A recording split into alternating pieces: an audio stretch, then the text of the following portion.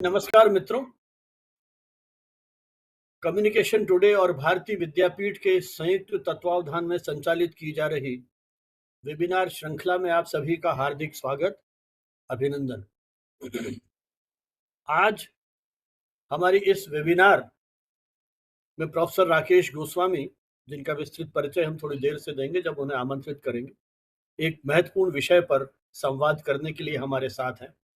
भारत पाकिस्तान में जो संघर्ष की स्थिति अभी बनी है और उसमें किस तरह से जो सूचनाओं का प्रसार हो रहा है, कितनी भ्रामक सूचनाएं हमें भ्रमित कर रही हैं और ऐसी भ्रामक सूचनाओं में सत्यता को किस तरह से परखा जाए, इन्हीं कुछ मुद्दों को लेकर के बात करेंगे। लेकिन इसके पहले कि हम उन्हें आमंत्रित करें अपनी बात कहने के लिए, मैं भारतीय विद्यापीठ में school of journalism and mass communication की सहायक प्रोफेसर प्रियंका सिंह से अनुरोध करूंगा कि वे सरस्वती वंदना से आज के इस कार्यक्रम को शुरू करें, जैसे कि हमारी परंपरा है। प्रियंका सिंह मूलतः शिक्षक रही हैं अभी, और लेकिन इसके पहले आरजे प्रियंका के रूप में रेडियो इंडस्ट्री के साथ भी जुड़ी हुई थी। आपने Makhanlal Chaturvedi national university of journalism and communication का जो नोएडा परिसर है, वहां से अपनी मास्टर्स उपाधि प्राप्त की और फिलहाल पीएचडी के लिए रेडियो पॉडकास्टिंग पर आप अपना विशेष शोध अनुसंधान कर रही हैं। भारतीय विद्यापीठ में जनसंपर्क अधिकारी के रूप में भी आप अपनी सेवाएं दे रही हैं और एक शिक्षक के रूप में जो दायित्व होते हैं अकादमिक, उन सभी के साथ पूरी सक्रियता के साथ जुड़ी हुई हैं, चाहे वो अकादमिक आयोजन हो, सेमिनार, वर्कशॉप्स और लेखन, उन सब के साथ आपका एक गहरा जुड़ाव है। मैं उनसे अनुरोध करूंगा कि वे सरस्वती वंदना के माध्यम से आज के इस कार्यक्रम को शुरू करें। प्रियंका से। Thank you so much sir. जैसे कि हम भारतीय हैं और आजकल का जो टॉपिक चल रहा है वो ये भी बताता है कि हमें अपनी कल्चर को कभी भूलना नहीं चाहिए।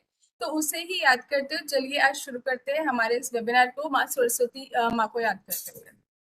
So let's begin. इतनी शक्ति हमें दे न दाता, मन का विश्वास कमजोर होना, हम चले नेक रास्ते पे हमसे भूल कर भी कोई भूल होना। इतनी शक्ति हमें दे न दाता, मन का विश्वास कमजोर होना, हम न सोचे हमें क्या मिला है, हम ये सोचे कि अब क्या है दर्पण, बोले खुशियों के बाटे सभी को, सबका जीवन ये बन जाए Madhuban.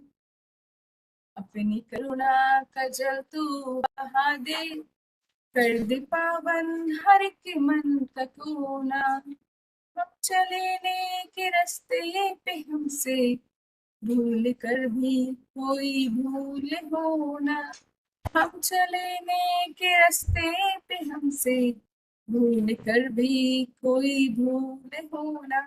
Thank you so much sir. मुझे लगता है कि आपकी जो ये पंक्तियां हैं आज के माहौल में बड़ी महत्वपूर्ण है। सबसे पहली पंक्ति जिससे शुरुआत की आपने, मन का विश्वास कमजोर न हो, और शायद ये इस समय की बड़ी आवश्यकता है, क्योंकि जिस दौर से हम गुजर रहे हैं, जो संघर्ष अभी हुआ और पूरे देश में जिस तरह से पहलगाम की घटना के बाद जो आंदोलित हुआ, वहां शायद इसी एक संकल्प शक्ति या मॉरल पावर की जरूरत थी कि हमारा मन का विश्वास कमजोर नहीं हो। और दूसरा, वैश्विक परिप्रेक्ष्य में यदि हम देखें तो जो आप एक पंक्ति आती है उसमें करुणा का जादू बहा दे, तो वो जो करुणा है, आतंकवाद और तनाव के इस दौर में हर मनुष्य के मन में वो करुणा का भाव जागृत हो, उससे और बेहतर प्रार्थना क्या हो सकती है आज के इस दौर में। और नेकी के रास्ते पर, ईमानदारी और प्रामाणिकता के रास्ते पर ये संपूर्ण मानवता यदि आगे बढ़े तो शायद पूरे जो दुनिया है, मानवता है, उसका कहीं एक कल्याण होगा। जैसा कि आपको मालूम है, कम्युनिकेशन टुडे और भारतीय विद्यापीठ संयुक्त रूप से एक आयोजन कर रहे हैं, समय समय पर वेबिनार श्रृंखला के माध्यम से मीडिया से जुड़े हुए विषयों पर विचार मंथन के साथ एक नई चेतना जगाने की दृष्टि से मीडिया से जुड़े हुए विषयों पर संवाद के लिए हमने आमंत्रित अब तक किया है विभिन्न क्षेत्रों के लोगों को, चाहे वो मीडिया प्रोफेशनल्स हो, मीडिया टीचर्स हो, या मीडिया में रुचि रखने वाले या उससे जुड़े हुए जो और क्षेत्र हैं उनसे जुड़े हुए लोग किस तरह से इन सारे मुद्दों को देखते हैं। लगभग 450 से अधिक एक्सपर्ट्स हमारे इस मंच पर आ चुके हैं और इन सारे डेलिब्रेशंस को हम रिकॉर्ड करके अपने यूट्यूब चैनल पर भी अपलोड करते हैं, ताकि जो मित्र समयाभाव के कारण या अपनी दूसरी प्राथमिकताओं के कारण लाइव नहीं जुड़ पा रहे हों, वे भी अपने सुविधा अनुसार इन सारे विचारों से कहीं लाभान्वित हो सकें और हमारे इस अभियान को कहीं आगे बढ़ा सकें। कम्युनिकेशन टुडे पिछले 28 वर्षों से नियमित रूप से प्रकाशित हो रहा है। मीडिया संबंधी शोध अनुसंधान को आगे बढ़ाने की दृष्टि से एक विनम्र प्रयास हमारा है। इस लगभग 3 दशक की यात्रा में लगभग 13 विशेषांक हम प्रकाशित कर चुके हैं, जो मीडिया से संबंधित विभिन्न विधाओं पर केंद्रित हैं। ये सारे डेलिब्रेशंस, ये सारे हमारे जो पुराने अंक हैं, कम्युनिकेशन टुडे की वेबसाइट communicationtoday.net, इस पर हमने अपलोड किए हैं। आप अपनी सुविधा के अनुसार इन्हें देख पढ़ सकते हैं। भारतीय विद्यापीठ दिल्ली का एक प्रतिष्ठित संस्थान, जिसमें युवा मीडिया शिक्षकों की टीम ने जिस तरह से मीडिया कर्मियों की एक पीढ़ी तैयार की है, वहाँ के निदेशक प्रोफेसर एमएन हुडा के नेतृत्व में, वो अपने आप में एक काबिल तारीफ प्रयास है।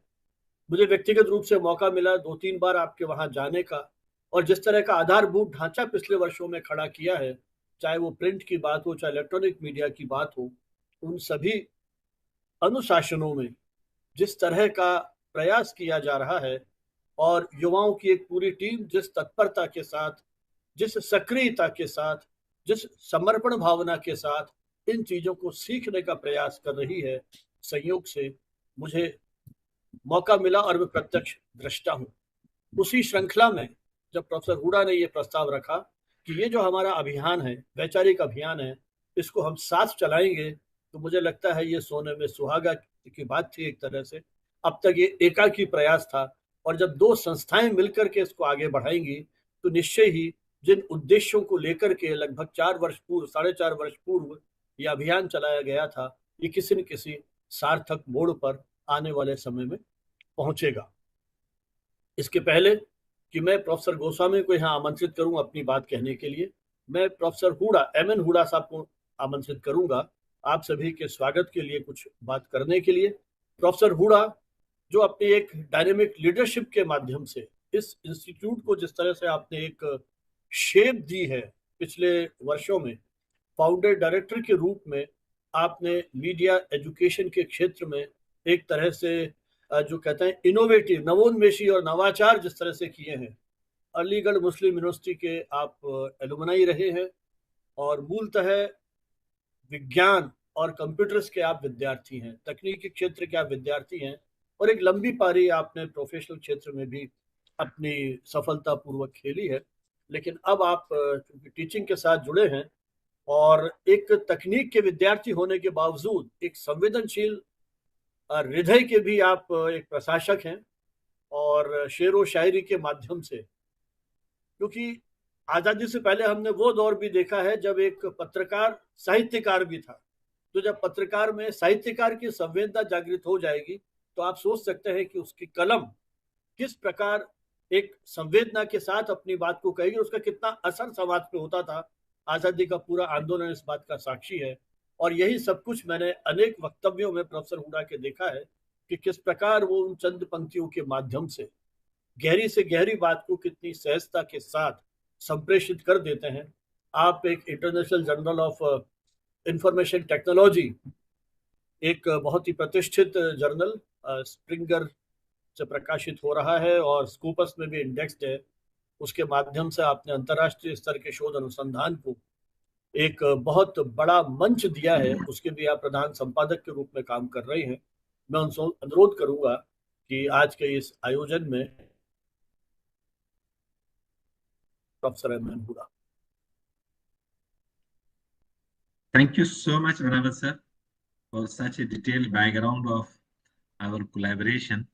In fact, we just wanted to contribute whatever we could in the journey which you had already started and successfully completed 100 of episodes. Before we move forward, let's have eBouquet to welcome our valued speaker today, Professor Rakesh Goswami, who does not need any introduction. Yet, for the information of the participants, wanted to inform that he is head of English Journalism course, Indian Institute of Mass Communication, New Delhi. So, team members, may we have eBouquet to welcome Professor Goswami? Yes, so thank you so much, Professor Goswami. Things have changed around us, and the bouquet concept has also changed and has moved from physical bouquet to e-bouquet, because physical bouquet in online environment is not possible. So e-bouquet is the solution, for which I had written long back 2 couplets, and the couplets are that बड़ी मुश्किल में हूँ कैसे इजहार करूँ, बड़ी मुश्किल में हूँ कैसे इजहार करूँ, तो खुशबू है कैसे गिरफ्तार करूँ। तो ये खुशबू जिस भाव के साथ, जिस श्रद्धा के साथ और जिस जज्बे के साथ हम वेलकम करना चाह रहे हैं, वो खुशबू आप तक पहुंच रही है। चाहते हुए भी उसे हम नहीं रोक सकते, जैसे चाहते हुए भी इंडिया के मिसाइल्स को नहीं रोका जा सका, तो ऐसे इस खुशबू को हम नहीं रोक सकते। सो इसी रंग बिरंग के फूलों की खुशबुओं के साथ हम आपका इस मंच पे स्वागत करते हैं, जिस मंच को सजाया संवारा हमारे आदरणीय प्रोफेसर संजीव बनावत सर ने। So thank you so much. आज का ये टॉपिक है, उससे पहले जो बैकग्राउंड प्रोफेसर बनावत सर ने बताया, उस पर मैं 2-4 लाइनें बोलना चाहूंगा कि तकरीबन 90th एपिसोड से 90वां जो इनका वेबिनार सीरीज चल रही थी, जब से मैं इन्हें फॉलो कर रहा था, और 3-4 वेबिनार सीरीज फॉलो करने के बाद ही मुझे ये समझ में आ गया कि किस कमिटमेंट, पैशन, डेडिकेशन के साथ प्रोफेसर संजीव बनावत इस सीरीज को चला रहे हैं। And it was more astonishing to believe this in the backdrop कि प्रोफेसर संजीव बनावत अपने फुल टाइम इंगेजमेंट से राजस्थान विश्वविद्यालय से सेवानिवृत्त होने के बाद ये चला रहे हैं। मीन्स बिना किसी इंस्टीट्यूशनल सपोर्ट के एक वेबिनार सीरीज चलाना और कंटिन्यूटी से चलाना, उसकी निरंतरता बनाए रखना, और सिर्फ इतना नहीं, एक full fledge YouTube channel maintain करना, एक वेबसाइट मेंटेन करना, और 25 वर्षों से ज्यादा से एक जर्नल को एडिट करना और निरंतरता के साथ वो जर्नल लेकर आना, ये अपने आप में कोई आसान काम नहीं है। ये वही लोग बता सकते हैं जिन्होंने इस तरह की इनिशिएटिव की शुरुआत की है या इस तरह के इनिशिएटिव के हिस्सा रहे हैं। तो ये देखने के बाद I was truly inspired, and फिर मैंने ही सर को फोन करके पहले मुझे लगा कि अगर मैं यूं ही बताऊंगा कि मैं आपके इस इनिशिएटिव में जुड़ना चाहता हूं, तो शायद संजीव बनावत सर यस ना करें। तो मैंने उनको रिक्वेस्ट किया कि आप मेरे कैंपस में आए। Bharati Vidyapeeth is primarily known since last 6 decades. ये 61वां साल है। आज के वेबिनार की भी 161वीं कड़ी है, यानी कि भारतीय विद्यापीठ से जुड़ने के बाद ये 61वां एपिसोड है इस वेबिनार का, 61 एपिसोड है। तो मैंने सोचा कि जब सर आएंगे और हम सर से यहाँ सब लोग मिलकर रिक्वेस्ट करेंगे तो सर शायद मान जाएंगे, लेकिन ही इज ऑलवेज प्रोएक्टिव। तो वो आए कैंपस में, और हमने जब उनसे रिक्वेस्ट किया तो ही रेडली एग्रीड। एंड एक्चुअली ये सब जो कुछ भी इस वेबिनार के माध्यम से हो रहा, उसके पीछे प्रोफेसर बनावत की कमिटमेंट और पैशन है, जो हमारे जैसे न जाने कितने लोगों को इंस्पायर करता है।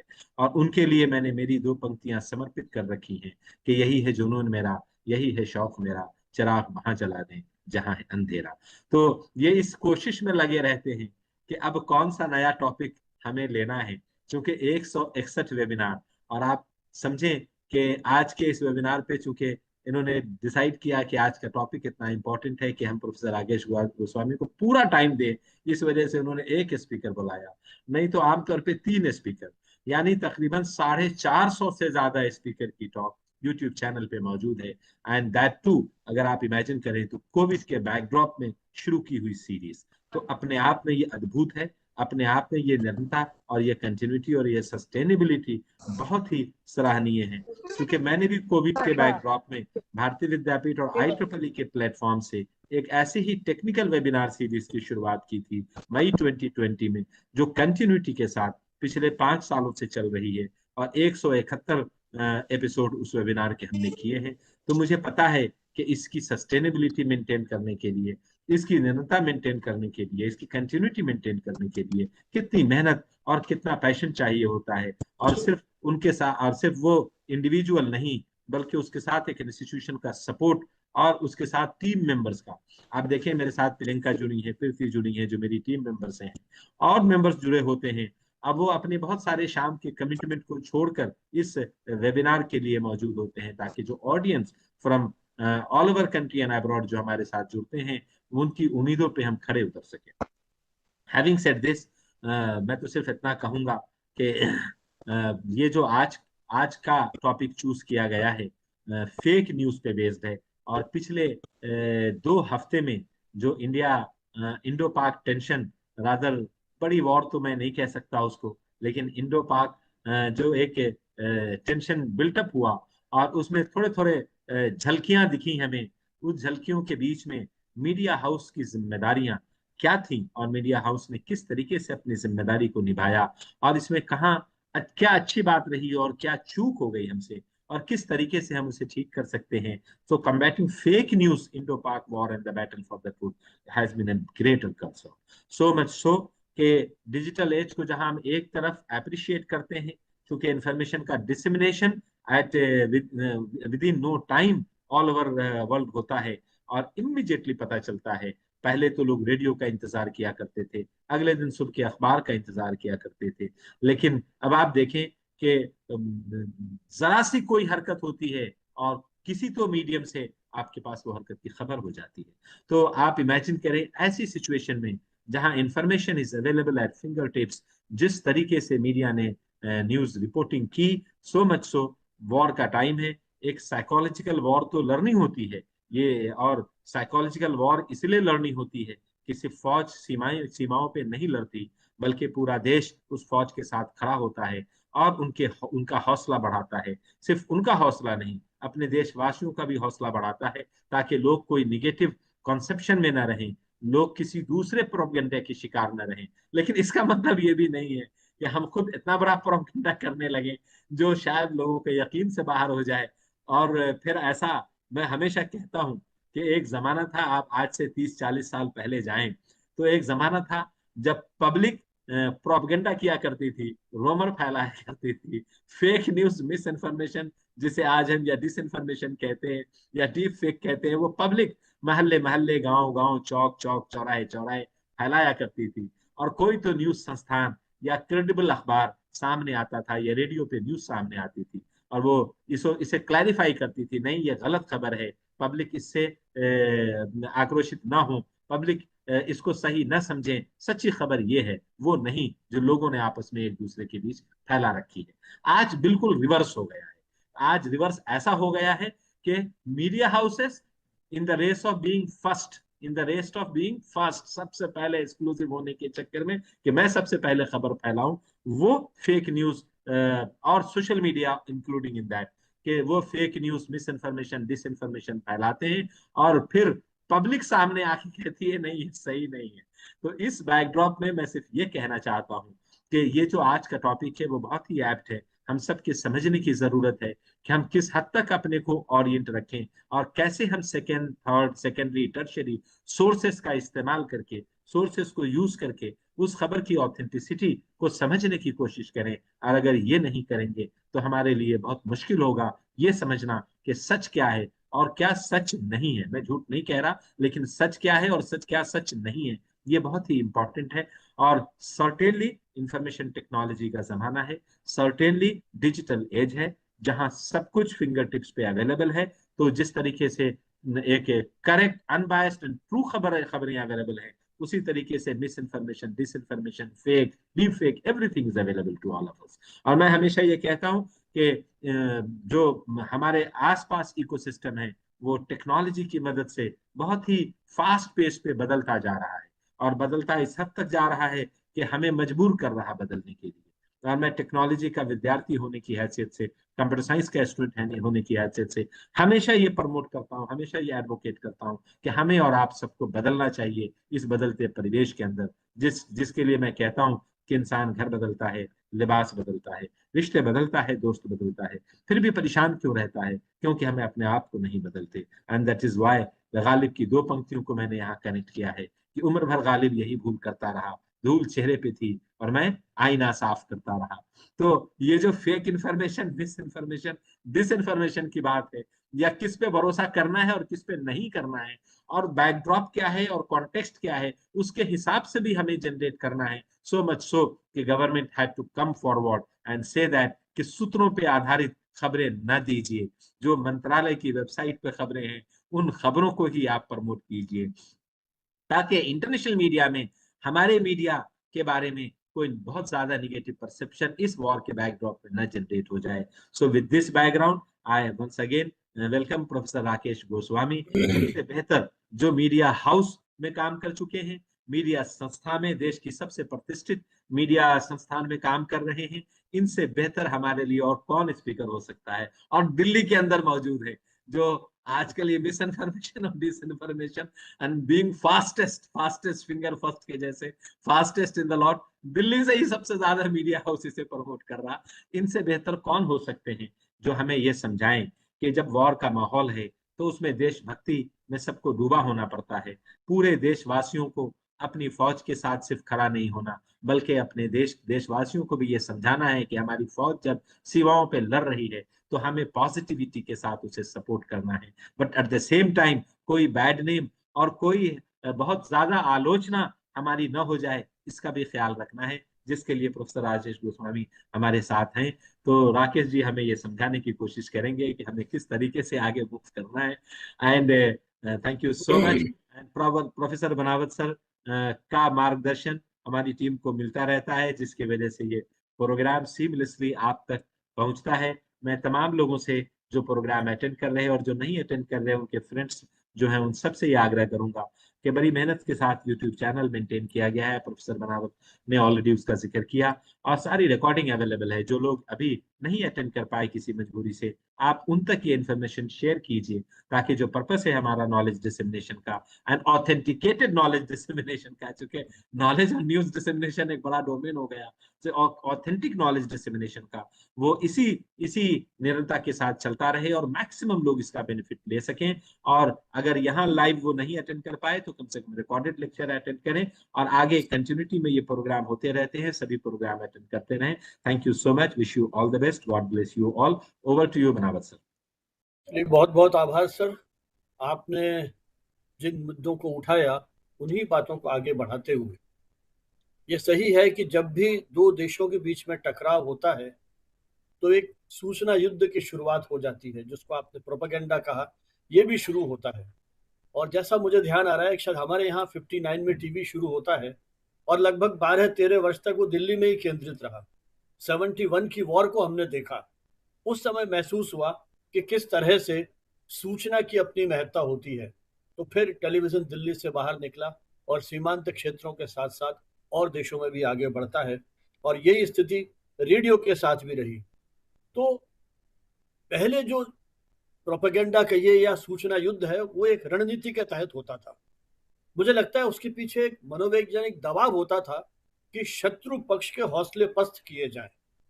लेकिन अब जैसा आपने भी कहा कि हम डिजिटल दौर में आ गए हैं, एक क्लिक पर आपके पास सारी चीजें मौजूद हैं, तो ये ताकत आम आदमी के पास भी आ गई है। तो इस डिजिटल केंद्रित दौर में किसी भी घटना को, किसी भी सूचना को हम क्षण भर में पूरे विश्व में फैला सकने के लिए आज समर्थ हो गए। पलक झपकते ही सूचना पूरी दुनिया में पहुंच जाती है, और यही शायद मुख्य कारण है कि अब हम सीमा पे एक युद्ध लड़ रहे हैं और दूसरा युद्ध सूचना के क्षेत्र में लड़ रहे हैं। और ये सूचना के क्षेत्र में जो युद्ध लड़ा जा रहा है, और विशेषकर चाहे आप फेक न्यूज कहें, misinformation, disinformation, malinformation, या जो भी आप नाम दें, डीप फेक है, और नए नए शायद शब्द और भी आगे कॉइन किए जाएंगे इन सब चुनौतियों को लेकर के। तो वास्तविक स्थिति से अधिक जो अब चैलेंज है वो है इंफॉर्मेशन वार का, सूचना युद्ध का। इसको समझना मुझे लगता है बहुत आवश्यक है। और भारत पाकिस्तान के संघर्ष की पृष्ठभूमि में भी एक तरह से ये खबरें एक नए हथियार के रूप में हमारे सामने आई हैं।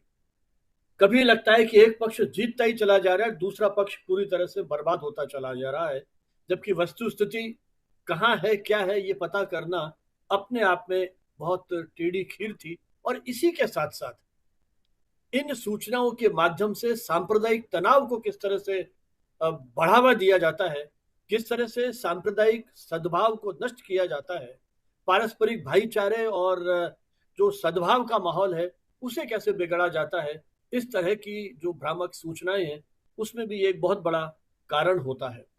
तो मीडिया की अपनी जिम्मेदारी है। अभी आपने बड़े बड़े मीडिया हाउसेस की बात की। ये बड़ी दुर्भाग्यजनक स्थिति है कि प्रतिस्पर्धा के दौर में हमारे देश के कुछ टीवी चैनल्स ने गलत सूचनाएं दी, बल्कि पुराने वीडियोस को आधार बना के या दूसरे देशों में जो युद्ध हो रहे हैं उनके पुराने वीडियोस को आधार बना करके भारत पाकिस्तान के साथ उनको जोड़ दिया गया। और जब वास्तविकता का पता चला तो उन्होंने क्षमा याचना की, लेकिन वो क्षमा याचना भी जब हमने देखी तो लगा नहीं कि कोई पश्चाताप का भाव है। वो भी जिस शैली में और जिस अंदाज में कही गई थी, मुझे लगता है कि उसकी भी ट्रेनिंग आवश्यक है कि जब आप क्षमा मांगते हैं तो उसके पीछे एक पश्चाताप का भाव होना चाहिए। एक गलती जो आपने की उसके पीछे प्रायश्चित का भाव होना चाहिए। तो बड़े बड़े चैनल से लेकर के आम आदमी जिस तरह से भ्रामक सूचनाएं फैला रहे हैं, मुझे लगता है एक जिम्मेदार नागरिक के रूप में भी कहीं हमारी नैतिक जिम्मेदारी होती है कि किसी भी सूचना को जो हमें मिलती है उसे हम उस जो फॉरवर्ड करने की अंधी दौड़ है उसमें शामिल नहीं हो, कुछ क्षण ठहरें, सोचें और उसके बाद फॉरवर्ड करें, जब तक कि हमें उसकी सत्यता का अंश मालूम नहीं पड़ जाए। वो आपने खबर देखी होगी इस दौर में, वो अक्षय कुमार के नाम से न जाने कितने सालों से आ रही है हमारे पास कि भारतीय सेना के कल्याण के लिए एक एक रुपया फलाने बैंक में जमा कराएं, जबकि पूरी तरह से वो निराधार है। तो इस तरह की जो चीजें हैं, और अभी किस तरह के विमान गिरा दिए गए, वो पुराने जो वीडियोस थे उनका आधार बना करके कहा गया। तो अभी जयपुर प्रवास में भाई राकेश गोस्वामी से जब मेरी बात हो रही थी, वे वहां आए हुए थे पुलिस ऑफिशियल्स के साथ कोई एक इंटरेक्शन के लिए, और उसमें कुछ इन मुद्दों की भी जब उन्होंने बात की तो मुझे लगा अपने इस मंच पे भी इस विषय को उठाना चाहिए। और ये बहुत अधिक कहना चाहिए कि पब्लिक वेलफेयर के लिए सूचनाओं की दृष्टि से बहुत महत्वपूर्ण होगा कि हम किस तरह से अपने आप को अपडेट रखें और हमारी छोटी सी गलती कहीं समाज में किसी तरह से उसका जो नकारात्मक प्रभाव है वो नहीं पड़े। तो इस दृष्टि से हमने आयोजन किया है। प्रोफेसर राकेश गोस्वामी इस समय भारतीय जनसंचार संस्थान नई दिल्ली, जिसे अब डीम्ड यूनिवर्सिटी का दर्जा भी मिल गया है, वहाँ प्रोफेसर के रूप में काम कर रहे हैं और इंग्लिश जर्नलिज्म के हेड हैं। उसके साथ साथ बहुत सारी जिम्मेदारियों का निर्वहन भी वो कर रहे हैं। आप कंट्रोल एग्जामिनेशन के रूप में काम कर रहे हैं, आप वहाँ विजिलेंस ऑफिसर के रूप में काम कर रहे हैं, और इसके अतिरिक्त वो जो वहाँ के एडमिशन है उसके भी आप इंचार्ज के रूप में काम कर रहे हैं। तो अनेक महत्वपूर्ण दायित्वों के निर्वहन के साथ आप IIMC को वैसे तो अपने आप में एक महत्वपूर्ण केंद्र है ही, लेकिन निरंतर उत्कृष्टता के लिए प्रयत्नशील हैं। आपने गूगल इनिशिएटिव ने एक पूरा अभियान देश में चलाया, कई वर्षों से उनका ये अभियान चल रहा है, जिसमें ये मीडिया टीचर्स और प्रोफेशनल्स को ट्रेनिंग देते हैं इस तरह की फेक न्यूज को डिटेक्ट करने की, कि किस तरह के वो कौन से टूल्स हैं जिससे आप इनको पता कर सकते हैं। तो प्रोफेसर राकेश गोस्वामी एक सर्टिफाइड ट्रेनर हैं, उन्होंने बाकायदा इसकी ट्रेनिंग भी ली है, और देश के अलग अलग मंचों पर आप एक फैक्ट चेकर के रूप में और एक ट्रेनर के रूप में वहाँ जाते रहते हैं और अपनी कार्यशालाएं आयोजित करते रहते हैं। पत्रकारिता में लगभग आपका 22-23 वर्षों का अनुभव, और जैसा होड़ा साहब ने भी कहा कि अनेक प्रतिष्ठित मीडिया संस्थानों के साथ आपने काम किया। आपके करियर की शुरुआत हिंदुस्तान टाइम्स लखनऊ एडिशन से होती है, और उसके बाद आप IB7 में गए, IBN 7, पहले चैनल 7 नाम था, बाद में IBN 7 नाम हो गया, वहां पर काम किया। और उसके बाद आप टाइम्स नाउ के साथ लंबे समय तक जुड़े रहे, राजस्थान में वहाँ के ब्यूरो चीफ थे, और जयपुर का हमें काफ़ी सहयोग मिला। और जो हमारे ट्रेनिंग प्रोग्राम्स थे जर्नलिस्ट के, PROs के और मीडिया टीचर्स के, उसमें भी उनका बराबर सहयोग मिलता रहा। तो मैं अब उनसे अनुरोध करूंगा कि जो आज का हमारा विषय है, combating the fake news, Indo Pak war, क्योंकि पोस्टर में वॉर चला गया तो कुछ मित्रों ने कहा कि वॉर एक्चुअली डिक्लेयर नहीं हुई थी, तो वॉर की सिचुएशन थी, इसलिए अब इसको हमने कॉन्फ्लिक्ट कर दिया। तो वो जो कॉन्फ्लिक्ट है उसमें हम सत्य की रक्षा किस तरह से करें, इस विषय पर मैं प्रोफेसर राकेश गोस्वामी से अनुरोध करूंगा कि वे अपनी बातचीत शुरू करें। प्रोफेसर गोस्वामी। बहुत बहुत धन्यवाद सर। मैं हर उस मंच पे जहां आप और मैं एक साथ मौजूद रहते हैं, मैं यही कहता हूं कि ये मेरे लिए बहुत गौरव की बात है कि अपने गुरु के सामने, अपने गुरु के साथ मंच साझा करना। मैं एकेडमिक दुनिया में सिर्फ और सिर्फ आपकी वजह से हूँ, तो इसलिए आपका बहुत बहुत धन्यवाद कि आप ऐसे अवसर मुझे प्रदान करते रहते हैं ऐसी बातें करने का।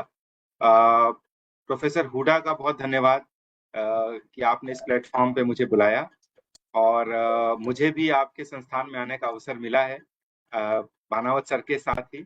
बहुत सुंदर, मैंने वहाँ भी कहा था कि बहुत अच्छी व्यवस्थाएं, बहुत ही अच्छा संस्थान आपने बनाया है। इसका श्रेय आप, चूंकि आप मुखिया हैं, लीडर हैं, तो इसलिए आपका उसका पूरा श्रेय आपको जाता है। बहुत सुंदर टीम आपने एकत्रित की है, बहुत अच्छे लोगों की। और जितने भी लोग यहाँ पर आयोजन से जुड़े हुए हैं, सबका धन्यवाद। और जैसा कि प्रोफेसर हुडा ने और प्रोफेसर भानावत ने अपने प्रारंभिक वक्तव्य में कहा कि ये विषय बहुत जरूरी है, खास करके इस समय जब भारत और पाकिस्तान एक ऐसे कॉन्फ्लिक्ट में फंसे हुए हैं, क्योंकि अभी सीज फायर हुआ नहीं है।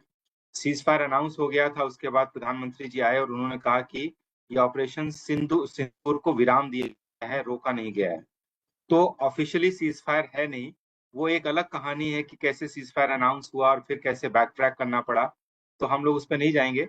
लेकिन मजे की बात यह है कि जिस वक्त भारत और पाकिस्तान के बीच में मिसाइल्स और ड्रोन्स चल रहे थे, ठीक उसी समय सोशल मीडिया पे धड़ाधड़ फर्जी खबरें, फेक न्यूज, वीडियोस, फोटोज वो चल रहे थे, और ऐसा लगा कि शायद एक युद्ध जो है वो आसमान में लड़ा जा रहा है और दूसरा युद्ध हमारे डिवाइसेस में लड़ा जा रहा है। हमारे हाथ में जो मोबाइल फोन है, हमारे पास जो पर्सनल कंप्यूटर्स हैं, हमारे पास जो लैपटॉप्स हैं, उनमें एक युद्ध लड़ा जा रहा है।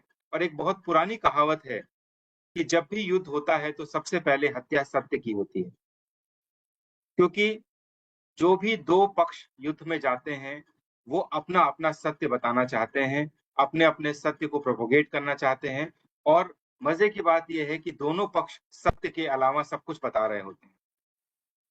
तो इस कॉन्फ्लिक्ट में भी ऐसा ही हुआ। इस कॉन्फ्लिक्ट की शुरुआत जहां से हुई है, मैं वहीं से आज की बात को शुरू करूंगा। और मैं अपनी स्क्रीन, एक सेकंड मुझे दीजिए, मैं अपनी स्क्रीन शेयर करता हूँ। एक मैं वीडियो प्ले कर रही है, आपको वीडियो स्क्रीन दिख रही है? Yes sir.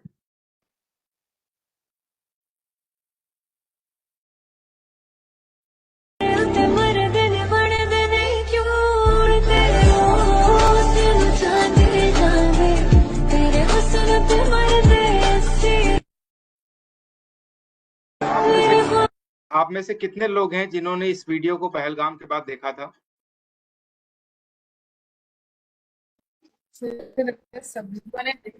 सबने देखा था। और इस वीडियो को कहा गया था कि ये लेफ्टिनेंट नरवाल का आखिरी वीडियो था। उनकी पत्नी, जो कि एक बहुत ही आइकॉनिक पहलगाम इंसिडेंट की तस्वीर आई थी, जिसमें एक महिला अपने पति के शव के पास बैठी हुई है, ये उसी कपल का वीडियो है। और ये वीडियो आया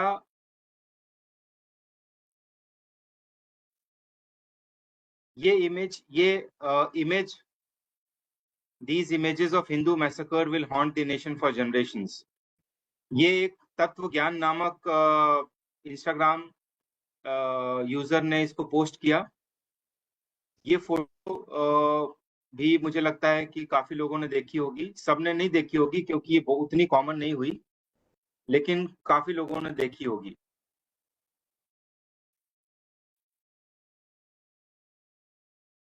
yes, ये फोटो भी तत्व ज्ञान नामक सेम हैंडल ने पोस्ट किया, और जिसमें उसने दिखाया कि कैसे लोग बैसरन घाटी में मृत पड़े हुए हैं और कुछ वहां पर सुरक्षाकर्मी उनको देख रहे हैं, चेक कर रहे हैं।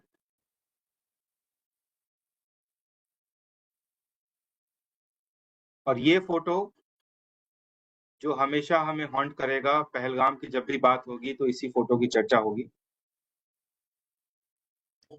ये मैंने आपको जो एक वीडियो और 3 फोटोज दिखाए,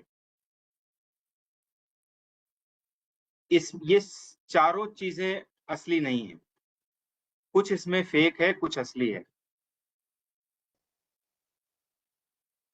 तो आप में से कोई गेस करके या यदि मालूम है तो बताइए कि जो पहला वीडियो था, जो इसी कपल का मरने से पहले आखिरी वीडियो था, और उसके अलावा जो 3 फोटोज मैंने दिखाई, उनमें से कौन-कौन सी आपको लगती हैं कि रियल थी, कौन सी फेक थी?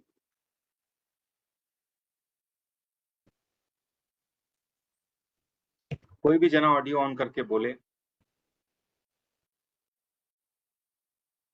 या चैट बॉक्स पे भी लिख सकते हैं चाहें तो। हाँ, चैट बॉक्स पे लिख सकते हैं।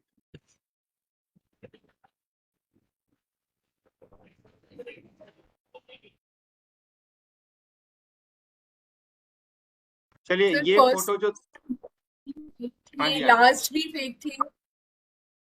आई don't know about the second image. कोई बात नहीं।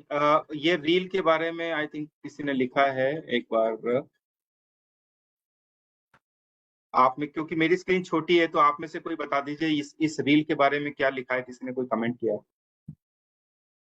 सर फोटो के बारे में किया है साक्षी मिश्रा जी, साक्षी मिश्रा ने, the recent photo that you showed was real sir. And the other photos and video, this video, the last video of Lieutenant, sir video के बारे में अभी किसी ने कमेंट नहीं किया है। किसी ने कमेंट नहीं किया। Okay, yes sir. बस फेक। सो ये वीडियो आया और कहा गया कि ये वीडियो जो है वो hi guys, we are alive of course, क्योंकि हम उस इंसिडेंट पे नहीं थे। But I don't know how कौन सी मीडिया ने कहाँ से सारे न्यूज़ चैनल पे सिर्फ हमारी वीडियो वायरल हो रखी है, स्टेटिंग कि हम लोग we are the navy, he is the navy person, he is the officer in it and I am his wife. Technically it's just the video which states. वो कहाँ से हुई है, कैसे हुई है, मुझे नहीं पता। ये प्रेस इंडिया की कैसे चलती है। तो जिस वीडियो को हम में से तमाम लोगों ने देखा, फॉरवर्ड किया और कहा कि ये उस नेवी ऑफिसर लेफ्टिनेंट विनय नरवाल की आखिरी वीडियो है, वो दरअसल इस कपल की वीडियो थी। और इनको इंस्टाग्राम पे एक रील बना के डालना पड़ा कि हम जिंदा हैं, हमारा वीडियो था, वो उनका वीडियो नहीं था।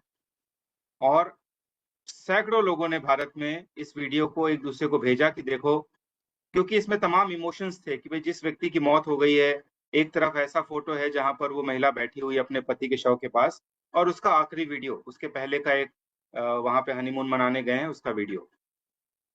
ये एक बानगी भर थी, क्योंकि इस वीडियो में कोई, जिसने भी इसको आगे फैलाया, उसका उद्देश्य गलत नहीं था। उसका शायद ऐसा उद्देश्य नहीं था कि इससे कोई किसी तरह की फेक न्यूज फैले। वो अनजाने में हुआ, किसी ने उसको भेजा कि देखो लेफ्टिनेंट विनय नरवाल का आखिरी वीडियो, और आगे से आगे बढ़ता चला गया। ये पकड़ में कैसे आया? पकड़ में ऐसे आया कि इसी वीडियो के इंस्टाग्राम कमेंट्स में किसी ने लिखा कि ये नेवी ऑफिसर का वीडियो नहीं है, बल्कि इस कपल का, जिसको आप अभी स्क्रीन पे देख रहे हैं, इनका वीडियो है। और फिर फैक्ट चेकर्स ने इनके इंस्टाग्राम पे जाकर देखा, और ये वीडियो उनके इंस्टाग्राम पे पोस्ट हुआ था घटना से करीब 1 महीने पहले। इसी तरह ये जो बाकी आपने 2 फोटोज देखे,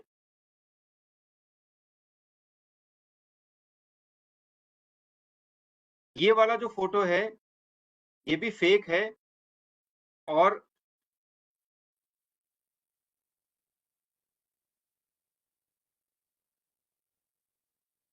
ये फोटो जो है ये भी फेक है। लेकिन आज के समय, अभी हम इस फोटो के पोस्ट होने के 15 दिन 20 दिन बाद इसको कहें ये फेक है तो बहुत आसान है। लेकिन जिस वक्त ये आपके फोन में लैंड हो, जिस वक्त ये आपके व्हाट्सएप में लैंड हो, उस समय जान लेना कि ये फेक है और उसको आगे नहीं बढ़ाना, ये सबसे बड़ी चुनौती है। तो ये जो फोटो आपने देखा, पहला वाला, जिसमें ये तमाम लोग बैठे हुए हैं, कुछ लोग मरे हुए हैं, कुछ हैं, इसको सबसे देखिए आप, अगर इस व्यक्ति का, मेरे कर्सर के मूवमेंट्स दिख पा रहे हैं आपको, इस व्यक्ति का Yes, जो sir. हाथ है, ये जो यहाँ हाथ है ये थोड़ा सा गिव अवे है कि ये शायद रियल नहीं होगा, लेकिन थोड़ी ही देर में एक लोगों को फेसबुक पोस्ट मिला जिसमें सेम फोटो था, और मजे की बात यह है कि इस फोटो के इस कोने में मेटा एआई लिखा था। यानी कि जिसने इस फोटो को जनरेट करके अपने फेसबुक पे डाला, कोई शर्मिला माइती नाम की महिला ने, वो इसको क्रॉप करना भूल गई, या जिसने उनको भेजा वो क्रॉप करना भूल गया, और यहां से पता लग गया कि ये तो फेक वीडियो है, फेक फोटो है। लेकिन जिसने यहां पर पोस्ट किया तत्वग्राम ने, उसने बहुत चालाकी से उसको नीचे से क्रॉप कर दिया, और इसमें देखिए आपको कहीं भी मेटा एआई का स्टैम्प, टाइम स्टैम्प नहीं दिखता है। तो जिस वक्त, इसी के साथ मैं एक आपको ये ग्राफिक्स दिखाना चाहता हूं। ये डेटा सितंबर अक्टूबर 2024 का है, और इसमें कहा गया है कि जो लार्जेस्ट रिस्क क्या है वर्ल्ड में, और आप देखेंगे कि 2024 से लेके अगले 2 वर्षों तक, यानी 25 और 26 तक, जो फर्स्ट कॉलम है, for the next 2 years the biggest risk which the world is going to face or is already facing is misinformation and disinformation. तो ये इतनी बड़ी समस्या है कि जब ये सारा केस हुआ, ये कॉन्फ्लिक्ट शुरू हुआ, उस समय एक प्रत्युष रंजन नाम के जर्नलिस्ट हैं जो पीटीआई फैक्ट चेक को हेड करते हैं, पीटीआई के हेड ऑफ डिजिटल सर्विसेज हैं। उन्होंने अपने लिंक्डइन पोस्ट पे लिखा, for the first time in my professional career as a fact checker since 2018 I am witnessing the unprecedented urgency and responsibility that accompanies debunking disinformation and malinformation during an active military conflict between India and Pakistan. तो ये कह रहे हैं कि 2018 से जब से मैंने फैक्ट चेकिंग का काम शुरू किया, तब से लेके अभी तक इस तरह का प्रेशर मेरे ऊपर कभी नहीं रहा, जितना मुझे मेहनत, जितना मुझे काम आज करना पड़ रहा है। और उसके बाद एक मेरी स्क्रीन शायद शेयरिंग बंद हो गई, 1 मिनट।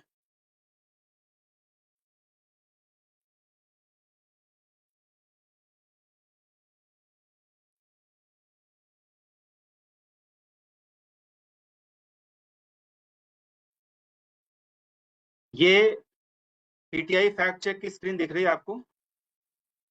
Yes sir.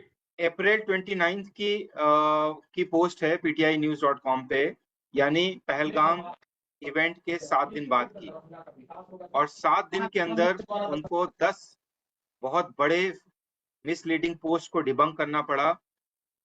और ये सारे जो क्लेम्स थे, मैं आपको धीरे धीरे स्क्रीन नीचे करता हूं, देखिए ये हैंडल्स हैं। The Pakistani army destroyed 2 Indian checkpoints in the some area, वो पढ़ने में नहीं आ रहा है। ये वीडियो, इसको डिबंक किया। ये कहां से लिया गया था? ये यहां से लिया गया था, Mon mountain fire believe to be deliberate.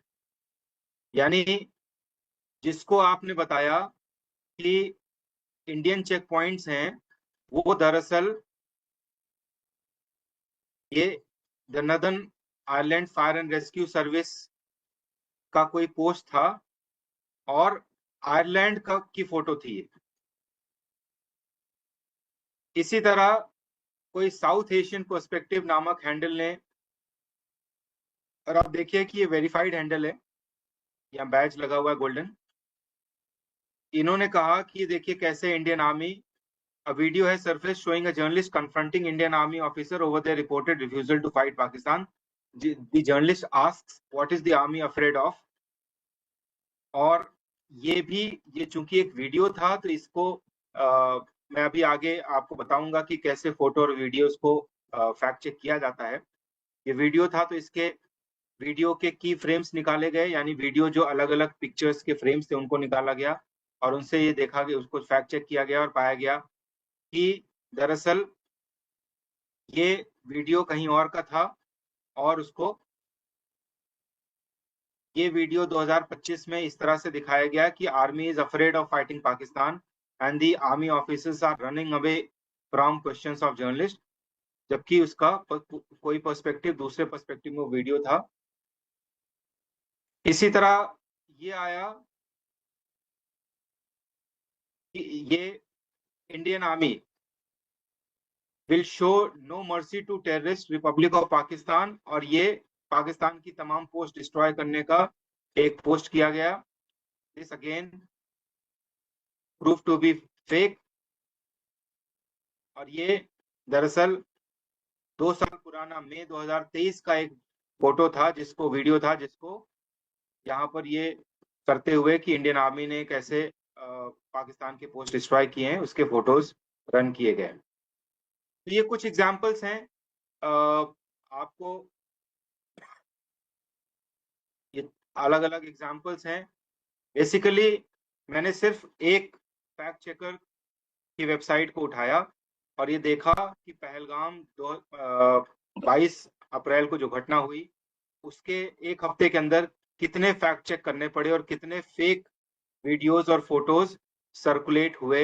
एक ये बड़ा पॉपुलर हुआ था जिसमें एक इंडियन आर्मी का जवान कुछ बोलते हुए वीडियो डाला था, और ये भी एक ब्लू टिक, हालांकि अब तो ब्लू टिक कोई भी खरीद सकता है, तो ये एक वॉर एनालिस्ट नाम का हैंडल था, उसने वहां से पोस्ट हुआ था और ये कहा गया था कि the reality of Pahalgam is far from what is being portrayed. और ये पता लगा कि ये जो है बेसिकली कोई पाकिस्तानी नेशनल डॉक्टर मलिक कांजी थे, जिन्होंने इंडियन आर्मी की वर्दी पहनकर एक वीडियो रिकॉर्ड करके पोस्ट किया, और बाद में जब इसका फैक्ट चेक किया गया तो उनका लिंक्डइन अकाउंट मिला जहां पे उनको ढूंढा गया, तो ये इनकी शक्ल उस वीडियो से मिल गई और ये क्लियर हो गया ये दरअसल होम्योपैथिक डॉक्टर हैं पाकिस्तान में, तो जिन्होंने ये वीडियो इंडियन आर्मी की ड्रेस पहन के, ये उनका लिंक्डइन प्रोफाइल है।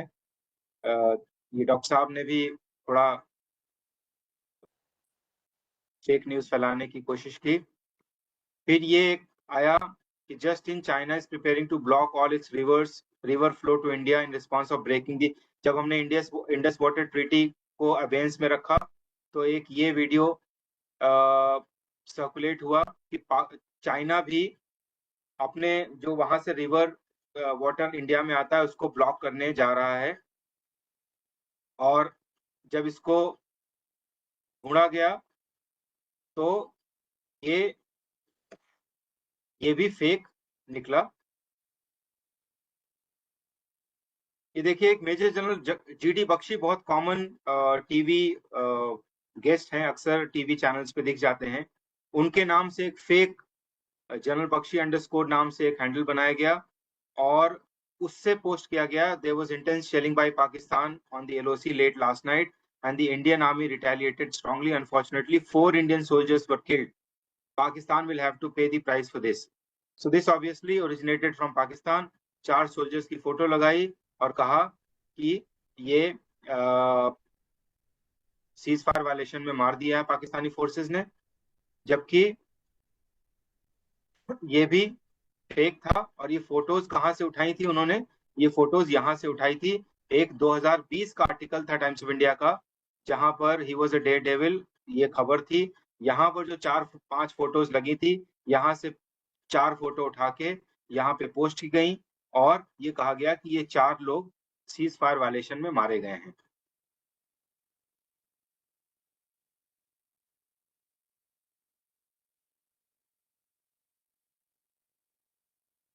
तो कुल मिला के इन एग्जाम्पल्स को दिखाने का पर्पस मेरा ये है कि कैसे कॉन्फ्लिक्ट के समय, वॉर के समय दोनों तरफ से fake news, fake handles, fake videos, fake photos फैलाए जाते हैं।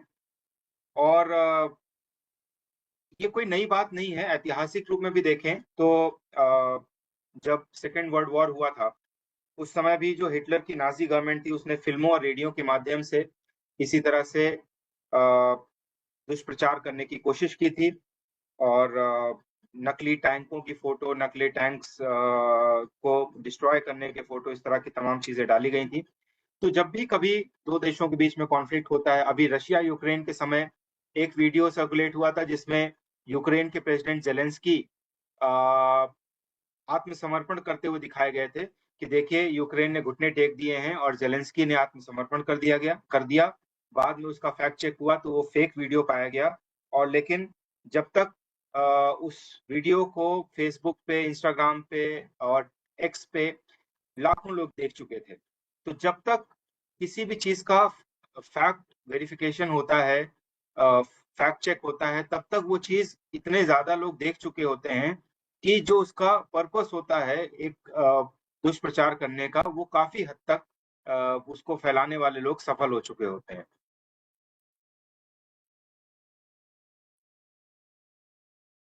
आपको एक बड़ा इंटरेस्टिंग डेटा मैं देना चाहता हूं। एक इंटरनेशनल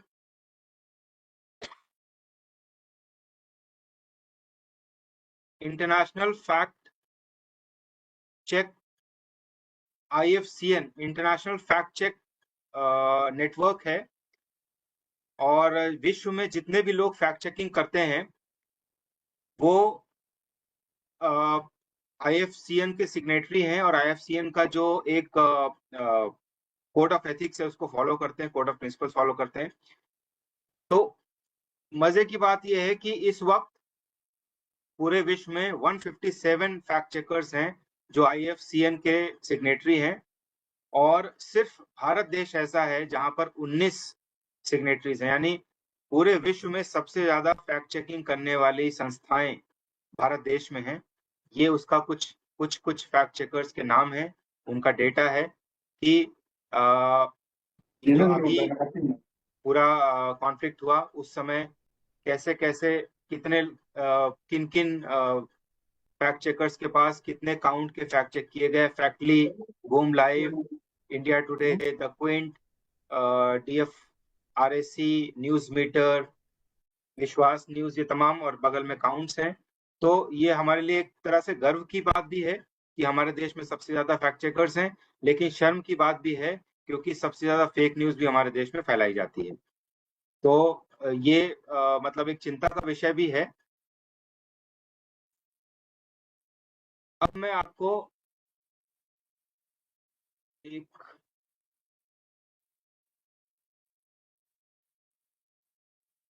और ऐसा नहीं है कि फेक न्यूज के झांसे में या फेक वीडियो के झांसे में सिर्फ इंसान आते हैं, AI भी फेक न्यूज के झांसे में फंस जाता है। और ये एक ग्रोक का पोस्ट है। ग्रोक से किसी ने कोई वीडियो डाल के पूछा how old is this video, और उसने जवाब दिया the video of Pakistan tanks posted today, ये यानी 26 अप्रैल का पोस्ट था, seems likely to be recent, it aligns with the current tension after the Kashmir attack on so and so, however without metadata the exact age is not confirmed। और एक तरह से इसने कहा कि ये रिसेंट वीडियो है लेकिन एग्जैक्ट एज हमें नहीं पता है। तो साथ में अपनी खाल बचाने के लिए उसने कह दिया कि कॉशन इज एडवाइज्ड और आप और सोर्सेज से वेरीफाई कर लीजिए। लेकिन ग्रोक ने पुख्ता तौर पे ये नहीं कहा कि ये वीडियो रिसेंट नहीं है। तो खाली इंसान ही नहीं, AI जहां पर जिसकी इतनी ट्रेनिंग हो रखी है वो भी फेक न्यूज के चक्कर में फंस जाते हैं। और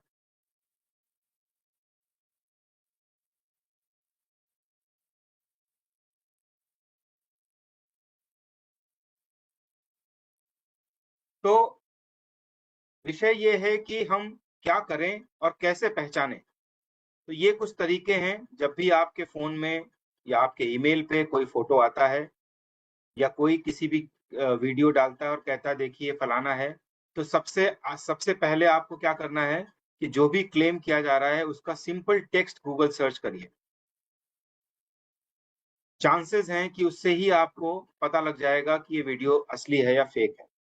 फिर उसके बाद यदि उससे नहीं पता लगता है तो गूगल रिवर्स इमेज सर्च होता है, अब ये बंद हो गया है। अब गूगल लेंस, आप अपने गूगल लेंस पे उस फोटो को अपलोड कर दीजिए और वो उसको सर्च करके फोटो को बता देगा कि फोटो कहाँ से लिया गया है। तो उसमें हालांकि थोड़ी मेहनत करनी पड़ेगी आपको, हो सकता है 50, 100, 150, 200 रिजल्ट्स आए, लेकिन अगर थोड़ा सा आप बारीकी से उनको देखेंगे तो वहां पे आपको वो चीज पता लग जाएगी।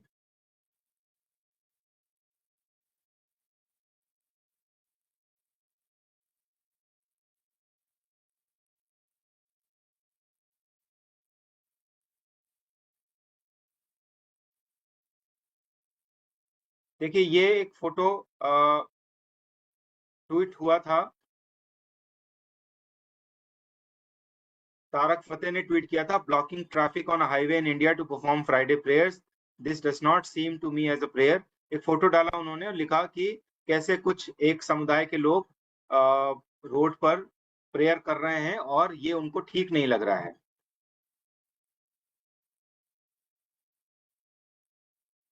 इसी तरह एक ये फोटो, अखिलेश यादव ने राम मंदिर उद्घाटन समारोह का बहिष्कार किया, मुख्तार अंसारी की कब्र पर फूल चढ़ाने दोनों गए हैं।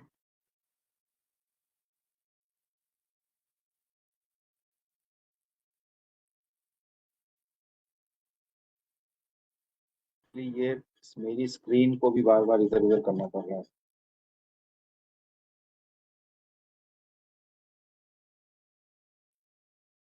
तो जैसा मैंने आपको कहा, जैसे ही आपको इस तरह का कोई वीडियो मिले, अखिलेश यादव वहां नहीं गए यहाँ पहुंचे, या कोई तारक फतेह कुछ ट्वीट करते हैं कि देखिए कैसे एक सड़क पे लोग अपनी प्रेयर ऑफर कर रहे हैं, तो सबसे पहले सिंपल कीवर्ड टूल आप इस तरह का सर्च कीजिए, फ्राइडे नमाज होल्डिंग अप ट्रैफिक इंडिया, या Akhilesh Yadav offers prayer at Mukhtar Ansari's grave. Simple text search करने से ही चांसेस है कि उस चीज का फैक्ट चेक, चूंकि मैंने आपको बताया कि भारत में सबसे ज्यादा फैक्ट चेकर्स हैं, तो चांसेस है कि जैसे ही आप गूगल सर्च पे उसको डालेंगे, उसका कोई ना कोई किसी ने फैक्ट चेक कर रखा होगा। जैसे हमने ये फ्राइडे नमाज डाला और ऑलरेडी फैक्ट चेक मिला हुआ है, photo claims Muslim blocked and Indian highway, it is a fake video, fake photo, not from India. So कोई ना कोई इसको फैक्ट चेक ऑलरेडी कर रखा होगा। इसी तरह जैसे हमने अखिलेश यादव वाला डाला, तो जैसे ही आप गूगल पे डालेंगे तो आपको 90% चांस ये है कि कोई ना कोई इसको फैक्ट चेक कर चुका होगा और आपको वहां पर वो चीज मिल जाएगी। ये देखिए, this image was from Bangladesh और उसको ऐसे पोर्ट्रे किया गया कि ये इंडिया की फोटो है। इसी तरह ये असली फोटो थी, अखिलेश यादव ने इसको ट्वीट किया था, अपने फादर का फोटो लगा हुआ है वहां पर, और वो मैनपुरी उपचुनाव में देखिए वो लिखा हुआ है, मैनपुरी उपचुनाव में सपा के प्रत्याशी के रूप में नेताजी की वजह से नामांकन हो रहा है, उनको श्रद्धांजलि देने गए थे। उसको काट के और आधी फोटो लगा के ये कहा गया कि राम मंदिर के उद्घाटन में नहीं गए लेकिन मुख्तार अंसारी की कब्र पे फूल चढ़ाने गए। तो सिंपल टेक्स्ट सर्च से ही सबसे ज्यादा काम हो जाता है। यदि उससे नहीं होता है तो मैं आपको एक यहाँ पर टूल बताना चाहता हूँ, गूगल फैक्ट चेक एक्सप्लोरर। इसको आप लोग जरूर लिख लीजिए, गूगल फैक्ट चेक एक्सप्लोरर। कोई भी आपके पास फोटो आएगी, आपको सिर्फ ये करना है कि उस फोटो को फैक्ट चेक एक्सप्लोरर पे आप यहाँ पर अपलोड कर दीजिए। जैसे ही आप उस फोटो को अपलोड करेंगे, वो आपको तमाम रिजल्ट्स दिखा देगा। जैसे देखिए अभी इसमें दिख रहे हैं कुछ कुछ रिजल्ट्स। तो ये जो पहले हमें रिवर्स इमेज सर्च करना पड़ता था, उसको और आसान बना दिया गूगल ने। सबसे पहले आपके पास कोई भी फोटो आए, कोई भी क्लेम करता हो, ये सिर्फ फोटोग्राफ के लिए है, वीडियो के लिए नहीं है। तो आपको सिर्फ ये करना है कि गूगल फैक्ट चेक एक्सप्लोरर पे जाना है, उस फोटो को यहाँ पर इस जगह से पे अपलोड करना है और ये सर्च दबा देंगे, तो उससे संबंधित जितनी भी न्यूज होंगी, ज्यादातर चांसेस होंगे कि किसी ना किसी ने उसका फैक्ट चेक कर रखा होगा और तुरंत आपको पता लग जाएगा ये फेक है और उसको आप आगे बढ़ाने से बच जाएंगे। लेकिन ये यदि यहाँ नहीं, ऐसे नहीं हो पाता है तो फिर उसके लिए आपको थोड़ी जो तमाम टेक्निक्स होती हैं वो करनी पड़ेंगी। और उसमें जैसे वीडियो के लिए एक इनविड नाम का एक, ये जो इनविड दिख रहा है आपको, ये एक क्रोम में एक्सटेंशन है। आप इनविड सर्च करेंगे गूगल पे वो इनविट क्रोम एक्सटेंशन सर्च करेंगे गूगल पे, मिल जाएगा, उसको आप अपने क्रोम में लगा लीजिए। और यहाँ पर कोई भी यूट्यूब पे आया वीडियो उसका आप यूआरएल डालेंगे, ये इनविट क्या करेगा, उस वीडियो को फ्रेम्स में तोड़ देगा, यानी उस वीडियो को तस्वीरों में अलग अलग फोटोग्राफ में कर देगा। हम सब जानते हैं कि video is a series of pictures, अलग अलग पिक्चर्स में अलग अलग की फ्रेम्स में ब्रेक कर देगा। फिर उन एक एक फ्रेम्स को आप गूगल फैक्ट चेक एक्सप्लोरर पे एज अ फोटोग्राफ अपलोड करके उनका फैक्ट चेक कर सकते हैं और आपको वो चीज पता लग जाएगी।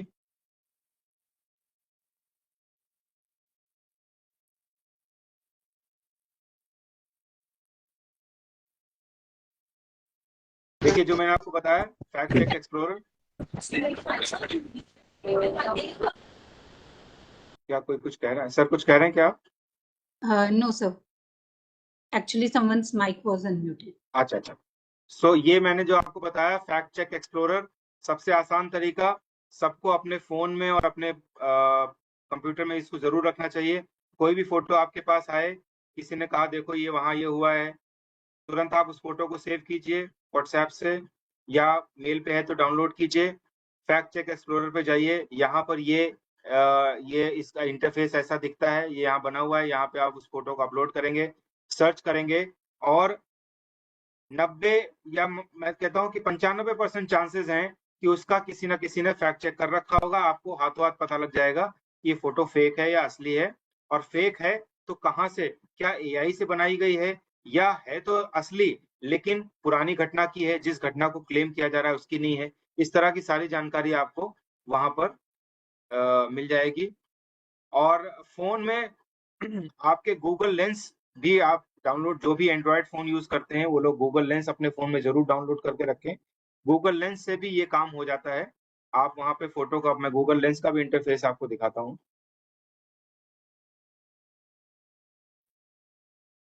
ये गूगल लेंस का इंटरफेस कुछ इस तरह से दिखेगा।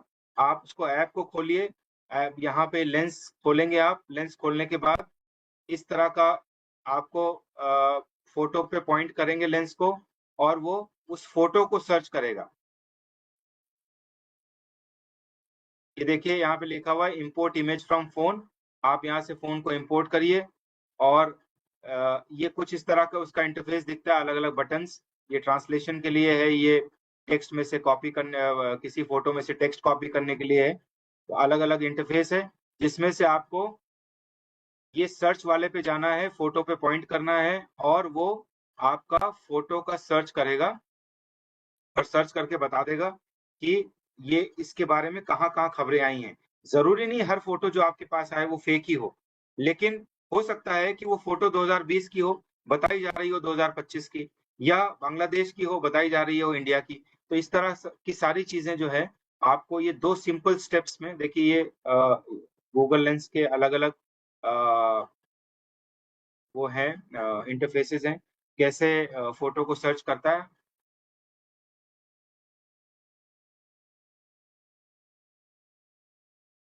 ये वो इनविट जो मैंने आपको बताया कि आप गूगल पे जाकर इनविट क्रोम एक्सटेंशन सर्च करके उसको अपने क्रोम में डाउनलोड कर लीजिए। और इनविट क्या करता है, बेसिकली एक वीडियो को अलग अलग फ्रेम्स में, फोटोज में ब्रेक कर देता है।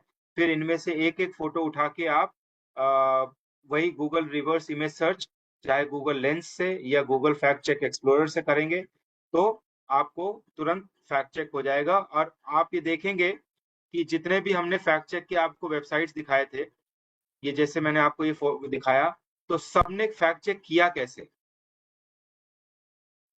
जैसे देखिए मान लीजिए ये फोटो है, तो आप ये देखिए ये पढ़ने में आ रहा है, as the desk began investigation the Google Lens search. यही बेसिक टूल है जितने भी फैक्ट चेकर्स यूज करते हैं। गूगल लेंस सर्च से उन्होंने दोनों फोटो को सर्च किया और वो टाइम्स ऑफ इंडिया में पहुंच गए। वहां पे देखा कि ये जवानों की फोटो जो दिखाई जा रही है उसका थोड़ा सा अच्छा, फिर जो आपको चीजें मिले, आप कई बार फोटो को जूम करके देखें। जैसे मैंने आपको जो ये फेसबुक वाला पोस्ट दिखाया, इस फेसबुक पोस्ट को अगर जूम करेंगे तो यहाँ पे इस तरह का टाइम स्टैम्प दिख जाएगा, देखिए मेटा एआई लिखा है, तो अपने आप पता लग जाएगा ये रियल फोटो नहीं, एआई जनरेटेड है।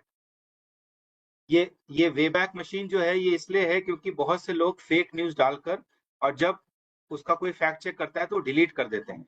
तो हमारे जो फैक्ट चेकर्स हैं, जो भारत में फैक्ट चेकिंग के 19 प्लेटफॉर्म्स हैं, जो अभी IFCN के सिग्नेटरीज हैं, वो लोग इसको आर्काइव कर लेते हैं। ये 23 अप्रैल का फेसबुक पोस्ट है इन मोहतरमा का, जो इन्होंने बाद में डिलीट कर दिया, लेकिन ये यहाँ से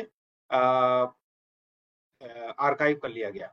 तो जो फैक्ट चेकर्स हैं वो सब चीजों को आर्काइव कर लेते हैं, ताकि बाद में कोई डिलीट करे तो वो वहां पे उनका एविडेंस रहे कि आपने इसको पोस्ट किया था। तो आप देखिए कि इसमें सब जगह जितने भी फैक्ट चेक हुए हैं, सब जगह गूगल लेंस, देखिए ये The desk ran the third image through Google Lens. The search led to a post by official X handle. तो सिंपल गूगल लेंस यूज करना और simple Google fact news fact check explorer, सिर्फ इन 2 tools को अगर हम सब लोग यूज करना शुरू कर दें तो 98% चांसेस हैं कि हम फेक न्यूज को कंज्यूम करने से और फैलाने से बच जाएंगे। मुझे लगता है कि समय कितना है सर? अभी समय मेरे पास समय तो आप लीजिए, कोई दिक्कत नहीं है। जब आप सेटिस्फाइड हो जाएं कि हाँ अपनी बात पूरी कर ली है, तब तक चल सकता है। ठीक है, ठीक है। तो इसी तरह देखिए ये पहलगाम के बाद पीटीआई का फैक्ट चेक बहुत अच्छा है। जब ये सारा कॉन्फ्लिक्ट हो रहा था तो सरकार की तरफ से भी कहा गया कि आपको कोई भी अगर फेक मतलब कोई भी वीडियो आता है कॉन्फ्लिक्ट से रिलेटेड, तो आप उसको पीआईबी की फैक्ट चेक यूनिट को भेज दीजिए और वो उसको फैक्ट चेक करेंगे। सबसे ज्यादा फैक्ट चेक जो है वो सरकार की तरफ से पीआईबी ने ही किया, लेकिन पीआईबी के साथ साथ ये पीटीआई का जो फैक्ट चेक यूनिट है वो भी बहुत एक्सटेंसिवली काम किया उसने। और ये देखिए तमाम तरह के जो फेक वीडियोस और ओल्ड वीडियोस जो भी लाइज थी उसको कैसे एक्सपोज किया, और सब में आप देखेंगे कि तरीका वही था जो मैं आपको बता रहा हूं कि आपको गूगल लेंस और गूगल फैक्ट चेक एक्सप्लोरर, सिर्फ इन 2 चीजों को आप ध्यान रखेंगे तो आपका फैक्ट चेक अपने आप कर सकते हैं। क्योंकि इस पूरी जो कवायद है उसमें मैं देखता हूं कि 4-5 उसके पिलर्स हैं। एक है गवर्नमेंट, कि गवर्नमेंट क्या करे फेक न्यूज के फैलाव को रोकने के लिए। दूसरा है internet media platforms, x, LinkedIn, Facebook, ये क्या करें कि उनके प्लेटफॉर्म्स का दुरुपयोग ना हो फेक न्यूज फैलाने के लिए। तीसरा है मीडिया संस्थान, जैसे भारतीय विद्यापीठ है, आईएमसी है, ये संस्थान किस तरह से इसको रोकें। और चौथा है आम नागरिक। तो मैं उल्टे से शुरू कर रहा हूं, आम नागरिक क्या करे। आम नागरिक, जैसा भानावत सर ने भी कहा कि हर चीज आपके जो व्हाट्सएप में आए उसको आगे बढ़ाने की कोई कुलबुलाहट, उत्सुकता ना रहे। थोड़ा रुकिए, ठहरिए, इंतजार कीजिए। फैक्ट चेक वेबसाइट्स पे जाइए, चाहे पीटीआई का फैक्ट चेक है, फैक्टली मैंने आपको यहाँ दिखाया। भारत में 19 फैक्ट चेक की वेबसाइट्स हैं अलग अलग, ये उनमें से कुछ वेबसाइट्स यहाँ लिखी हुई हैं। इनमें से किसी भी इन पे वेबसाइट पे जाइए, या सिंपल गूगल टेक्स्ट आपको क्लेम हो रहा है Indian tank destroyed photo circulating on x, ये आपने गूगल किया और जैसे ही आप एंटर करेंगे तो चांसेस हैं कि अगर उसका फैक्ट चेक हो रखा है तो किसी ना किसी उस वेबसाइट का लिंक आ जाएगा और आपको पता लग जाएगा फेक है। तो ना सिर्फ आप उसको आगे बढ़ाने से रोकेंगे, बल्कि जिसने आपको फोटो भेजा आप उसको भी कह सकते हैं कि भैया इस तरह की फेक न्यूज क्यों फैला रहे हो, और इसको अब मुझे तो भेज दिया, अब आगे मत भेजना किसी। तो ये तमाम इस तरह की जो हमें साइट्स हैं सबको पता रहनी चाहिए, आम आदमियों को। दूसरा जो पिलर मैंने कहा, 4 पिलर्स का है, सरकार के एंड पे क्या होना चाहिए। तो सरकार के एंड पे जैसा इस कॉन्फ्लिक्ट में देखा गया कि करीब 8000 एक्स के यूजर्स को ब्लॉक किया गया। जो इस तरह के यूजर्स थे, जैसे ये मैंने आपको दिखाया तत्व ज्ञान, या कुछ ऐसे मेजर जनरल जेडी बख्शी का फेक अकाउंट, इस तरह के जो आइडेंटिफाई हुए जो लगातार फेक न्यूज फैला रहे थे, उनको ब्लॉक किया। तो सरकार के एंड पे यही काम हो सकता है कि जो फेक न्यूज फैलाने वाले हैंडल्स हैं उनको बस्ट करें, उनको ब्लॉक करें। और हमारे यहाँ हम एक सज्जन को अपने आईएमसी में बुलाते हैं जम्मू से पढ़ाने के लिए। वो नदन कमांड के साथ मिलके उन्होंने एक टूल डेवलप किया, हालांकि वो अभी सिर्फ आर्मी के लिए एक्सक्लूसिवली यूज होता है। जिसमें वो जो ओसिंट होता है, open source intelligence tools, OSINT के टूल्स ऐसे डेवलप किए हैं कि वो जैसे आप किसी भी फर्जी नाम से अकाउंट बना लीजिए, लेकिन वो उन टूल्स को यूज करते करते आपके असली अकाउंट पे पहुंच जाते हैं, और फिर आपकी जब असली आइडेंटिटी पता लग जाती है तो फिर या तो उनको ब्लॉक करने की कार्रवाई करनी है तो ब्लॉक करवा कर देते हैं, या फिर अगर उनके खिलाफ कोई क्रिमिनल एक्ट कार्रवाई करनी है, IT एक्ट के तहत मुकदमा दर्ज करना है, कोई कार्रवाई करनी है, तो वो भी किया जाता है। तो इस तरह से अलग-अलग संस्थाएं, अलग-अलग ऑर्गेनाइजेशंस, दिल्ली पुलिस का के पास भी एक ऐसा एक टूल है ओसिंट, जो जिसको वो यूज करते हैं। इसी तरह कई-कई स्टेट्स की पुलिस, जो सर जिस जयपुर वाली उसका लेक्चर का जिक्र कर रहे थे, दरअसल राजस्थान पुलिस ने मुझे इसीलिए बुलाया था कि दूसरे स्टेट की पुलिस किस तरह के टूल्स यूज कर रहे हैं और क्या हम उस तरह का उन टूल्स की जानकारी हमें मिल जाए और हम अपने लेवल पे कोई अपना इस तरह का टूल कैसे डेवलप कर सकते हैं। तो चूंकि उस समय पहलगाम इंसिडेंट नया-नया हुआ था, इसलिए मैंने वहाँ कुछ-कुछ इस तरह की चीजें जिक्र की, और फिर जैसा सर से बात हुई, फिर यहाँ पे ये कॉन्फ्रेंस हुई। तो सरकार के लेवल पे ये कार्रवाई है। दूसरा पहलू है कि इंटरनेट प्लेटफॉर्म्स, ये एक्स या फेसबुक या लिंक्डइन, ये क्या करें? तो इनमें से बहुत से प्लेटफॉर्म्स लगातार इस चीज को लेके चिंतित हैं, और वो एआई इंटीग्रेशन के साथ लगातार इस चीज को देख रहे हैं कि कम से कम AI generated images and AI generated videos तो उस पे सच क्लेम करते हुए नहीं अपलोड हो। अभी उनका जो एआई की ट्रेनिंग है वो थोड़ी सी उस दिशा में नहीं हो पाई है कि आप कहें कि साहब ये वीडियो यहाँ का है और वो उसको पकड़ ले, लेकिन उस लेवल पे बहुत तेजी से काम हो रहा है। और तीसरा जो उसका पिलर है वो है मीडिया संस्थान, कि मीडिया संस्थान क्या करें? तो मीडिया संस्थान वही करें जो हम अभी कर रहे हैं। लोगों को जागरूक करें, कैसे सिंपल टूल्स अपने फ़ोन में लोगों को डालना बताएँ। कोई भी आपके पास फ़ोटो आती है, कोई भी वीडियो आता है, तो कैसे आप बहुत सिंपल सा tool Google fact check explorer में या गूगल लेंस के ज़रिए उसको चेक करें, या फैक्ट चेकिंग वेबसाइट्स पे जाकर देखें, या आपको फिर भी नहीं समझ आ रहा है, उसका किसी ने फैक्ट चेक नहीं किया है, लेकिन आपको लग रहा है कि वो देखने में कुछ गड़बड़ लग रहा है, तो पीआईबी की फैक्ट चेक का व्हाट्सएप नंबर, पीटीआई की फैक्ट चेक का व्हाट्सएप नंबर, इस तरह जितने भी फैक्ट चेकर्स हैं सब अपने व्हाट्सएप नंबर्स देते हैं, उनको आप वो वीडियो व्हाट्सएप कर दीजिए, और वो 1 दिन में, आधे दिन में, जितने भी समय में उसका फैक्ट चेक होगा, उसको करके वो अपने वेबसाइट पे ज़रूर उसको डालेंगे कि इस तरह का वीडियो जो चल रहा है वो फेक है या असली है, लेकिन पुराना है, दूसरी जगह का है, उसकी लोकेशन वो नहीं है जो बताई जा रही है। तो इस तरह से मुझे लगता है कि मल्टी प्रोंग स्ट्रैटेजी के साथ काम करने की ज़रूरत है। सरकार को, इंटरनेट प्लेटफ़ॉर्म्स को, मीडिया इंस्टीट्यूशंस को और आम नागरिकों को, कि कैसे हम ये जो इतना बड़ा युद्ध हम लड़ रहे हैं फेक न्यूज़ के खिलाफ, डिसइन्फॉर्मेशन के खिलाफ, उस पे हम कैसे हमेशा वन अप रहें। और मैंने हालाँकि इस सीरीज़ के पहले कोशिश की थी कि मैं एक एआई से वीडियो बनाऊँ जहाँ प्रोफ़ेसर भानावत और प्रोफ़ेसर हुडा पहलगाम घटना के बाद वहाँ का निरीक्षण कर रहे हैं। लेकिन वो मतलब थोड़ा समय अभाव के चक्कर में बना नहीं पाया। मैं चाहता था कि मैं उससे शुरुआत करूँ कि देखिए, आप दोनों प्रोफ़ेसर्स इतने चिंतित हैं कि पहलगाम की घटना के अगले ही दिन वहाँ पहुँचकर आप उस स्थिति का मुआयना कर रहे हैं, और कितना आसान है इस तरह के फ़ोटोज़ को बनाना। तो एक मैं आपको बस यहाँ पर समाप्त कर रहा हूँ, लेकिन चलते-चलते मैं एक टूल आपको बताना चाहता हूँ। उसको आप ज़रूर आप लोगों के काम आएगा, मैं यहाँ चैट बॉक्स में लिख देता हूँ। आप हो सकता है आप में से कई लोगों ने इसको यूज़ भी किया हो, लियोनार्डो एआई, जो कि रियल टाइम जनरेशन करता है।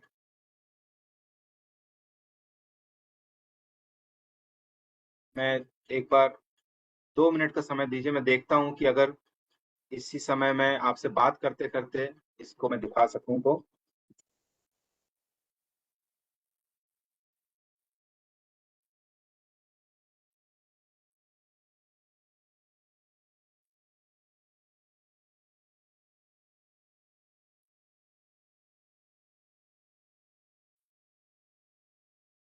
मैं अपनी स्क्रीन शेयर कर देता हूँ आपको।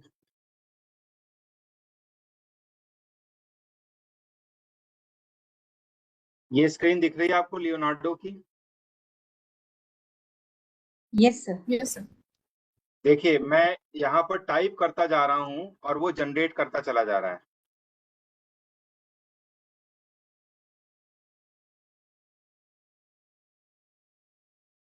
मैं यहाँ पर रियल टाइम जैसे से यहाँ पे कर रहा हूँ, 2 professors visiting Pahalgam after the terror attack. मतलब आप इसकी स्पीड देख रहे हैं क्या? हालांकि आप देख रहे होंगे कि इनके जो चेहरे हैं बहुत डिस्टॉर्टेड हैं। अब अगर मैं इसको मैं दोनों प्रोफेसर्स की तस्वीर पहले से दे दूं तो ये उन्हीं लोगों को वहां पहुंचा देगा। और ये रियल टाइम है, इसीलिए इसका नाम है रियल टाइम जनरेशन। मतलब आप टाइप करते रहिए और 1 person in white shirt making a presentation in an online webinar। मतलब आप इसकी स्पीड देखिए कि इधर मैं टाइप कर रहा हूँ और उधर वो तुरंत चैट जीपीटी में या जेमिनाई में या ग्रोक में थोड़ा जनरेशन में टाइम लगता है, बट ये रियल टाइम जनरेट करता है। तो ये एक इंटरेस्टिंग टूल मुझे लगा कि आपको बताना चाहिए।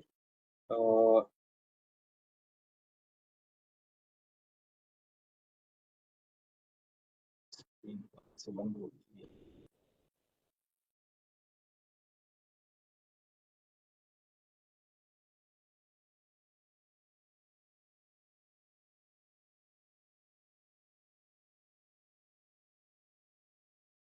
थोड़ा स्ट्रगल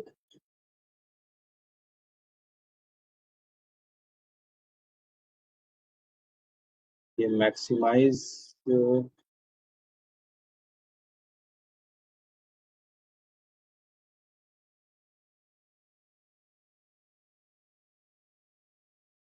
तो मेरी तरफ से इतनी बात करनी थी। कुछ मैंने कोशिश की, कुछ आपको एग्जाम्पल्स दिखाकर, और जो फैक्ट चेक जिन लोगों ने किया है, जो वेबसाइट्स लगातार ये काम करती हैं, उनके पोस्ट दिखाकर इस खतरे के प्रति आपको आगाह किया जाए। और एक नॉर्मल सिटीजन के नाते हम हमारे हाथ में जो फेक न्यूज़ फैलाने की एक मशीन लेके लगातार चलते हैं, उसमें कैसे हम उसको रोक सकें, सिंपल कुछ टूल्स बताने की कोशिश की। तो मुझे लगता है कि इसके बाद कम से कम हम जितने लोग इस वेबिनार में आज इकट्ठे हुए हैं, वो ये ज़रूर करेंगे कि जब भी आपके व्हाट्सएप पे कोई फोटो आए, कोई वीडियो आए, तो उसको आप आगे बढ़ाने से पहले गूगल फैक्ट चेक एक्सप्लोरर पे जरूर रन करेंगे और उसके बाद ही उसको आगे बढ़ाएंगे। तो कम से कम हम अपना योगदान, जैसे मैंने बताया कि 4 पिलर्स हैं, सरकार, internet platforms, media institutions and citizens. तो एज अ सिटीजन हम अपनी ड्यूटी पूरी कर पाएंगे और शायद ये जो रिस्क का मैंने एक स्लाइड आपको दिखाई थी कि अगले 2 सालों तक पूरे विश्व में सबसे बड़ा रिस्क जो है वो मिस इन्फॉर्मेशन और डिसइन्फॉर्मेशन है, उसके रिस्क मिटिगेशन में अपना योगदान दे पाएंगे। यदि आप लोगों को कोई प्रश्न होंगे, समय का मुझे अंदाजा नहीं है, तो मैं जरूर उनके उत्तर देने की कोशिश करूंगा। बहुत बहुत धन्यवाद। चलिए, प्रोफेसर राकेश गोस्वामी ने मुझे लगता है कि बहुत ही महत्वपूर्ण जानकारियां दी हैं और जिस खतरे की ओर संकेत किया है कि अगले 2 साल में जिस तरह से तकनीक का विस्तार हो रहा है, वो हमारे सामने कितनी चुनौतियां लेकर के आने वाली है। आपने देखा किस तरह से शब्दों को टाइप करते करते हमने किस तरह की इमेजेस क्रिएट कर ली हैं, और जो अबोध और अपरिपक्व मस्तिष्क हैं आने वाले दौर में उनके लिए कितने हानिप्रद या नुकसानदायक हो सकते हैं। ऐसे में हम सबकी ये सामूहिक जिम्मेदारी है। अब मुझे लगता है ये बहुत ही महत्वपूर्ण जानकारियां और बेसिक जानकारियां आपको दी हैं एक सतर्क और सजग करने के लिए। तकनीक हम पर हावी नहीं हो। हम अक्सर यही कहते हैं कि तकनीक हमारे इशारों पर नाचे, हम उन पर निर्भर नहीं रहे, शायद यही आवश्यकता है। और जो होड़ लगी हुई है फॉरवर्ड करने की, उसको हम नियंत्रित करें। अपने आसपास, अपने परिवार, हर एक के परिवार में व्हाट्सएप ग्रुप है और ऐसे ही जो वीडियोस और फोटोग्राफ्स हैं हमको आए दिन मिलते रहते हैं। तो परिवारजनों को भी सतर्क सजग करें, मित्रों को भी आगाह करें जितना आपके लिए संभव हो सकता है पोलाइट रूप में, ताकि तनाव उत्पन्न नहीं हो। लेकिन लोगों को हम चेतावनी जरूर दें। मुझे लगता है कि हमारे में से लगभग 35-36 लोग मैं देख रहा हूँ। यदि इनमें से आधे लोग भी तैयार हो गए अपनी जिम्मेदारी का निर्वाह करने के लिए, तो मुझे लगता है प्रोफेसर गोस्वामी का ये जो आज का वक्तव्य है वो सार्थक होगा। इसके पूर्व कि हम प्रश्नोत्तर इनवाइट करें, मैं एक बार फिर प्रियंका जी से ये कहूँगा कि वो आज की इस शाम की स्मृति में अपना एक ई सर्टिफिकेट और ई मेमेंटो प्रोफेसर गोस्वामी को भेंट करें। So thank you so much. जी एक्चुअली मैं ये मैसेज देख रही थी कि काफी सारे लोग सर को थैंक यू बोल रहे हैं, और आई गेस मेरे पास वो गोल्डन अपॉर्चुनिटी है कि मैं सर को थैंक्स करूं। तो I would like to thanks sir by giving this is memento. Sir, this is just a honour of respect and honour from our side. Thank you. And we are very grateful. आपने बहुत अच्छे तरीके से चीजें explain की। In the meanwhile मैं sir को thanks, Banawat sir को भी थैंक्स बोल रही थी कि सर आपने मौका दिया, और सर की वजह से ही सर यहाँ पर है। और इट इज लाइक मतलब एक वेबिनार, एक वर्कशॉप की तरह टर्न आउट हो गया, बिकॉज ट्रेनिंग सेशन चल रहा था और we are learning. Even I am pen the thing this there are many candidates who are doing the same, so we are really thankful to you sir. कोई सवाल जवाब किसी के हो तो अपना माइक ऑन करें, क्योंकि रिकॉर्डिंग हो रही है। अपना वीडियो ऑन करें और सीधे सवाल पूछ सकते हैं। The participants who are interested or who have queries can drop their message in the chat box, or either they can unmute themselves and raise their query. Sir, namaskar. Sir, I have a question, sir. अपना परिचय भी दें आप। I think Suraj Dev Prasad would like to speak first. Let him speak. Ji sir. Yeah. मैं सूरज देव प्रसाद मेरठ से यहाँ पे विद्या विश्वविद्यालय में मैं सहायक प्रवक्ता के रूप में कार्य कर रहा हूँ। एक बड़ा जरूरी सवाल मेरे दिमाग में आया सर कि जो जानना चाहिए कि क्या आम आदमी को कैसे पता चलेगा कि यह सूचना फेक है या फैक्ट है।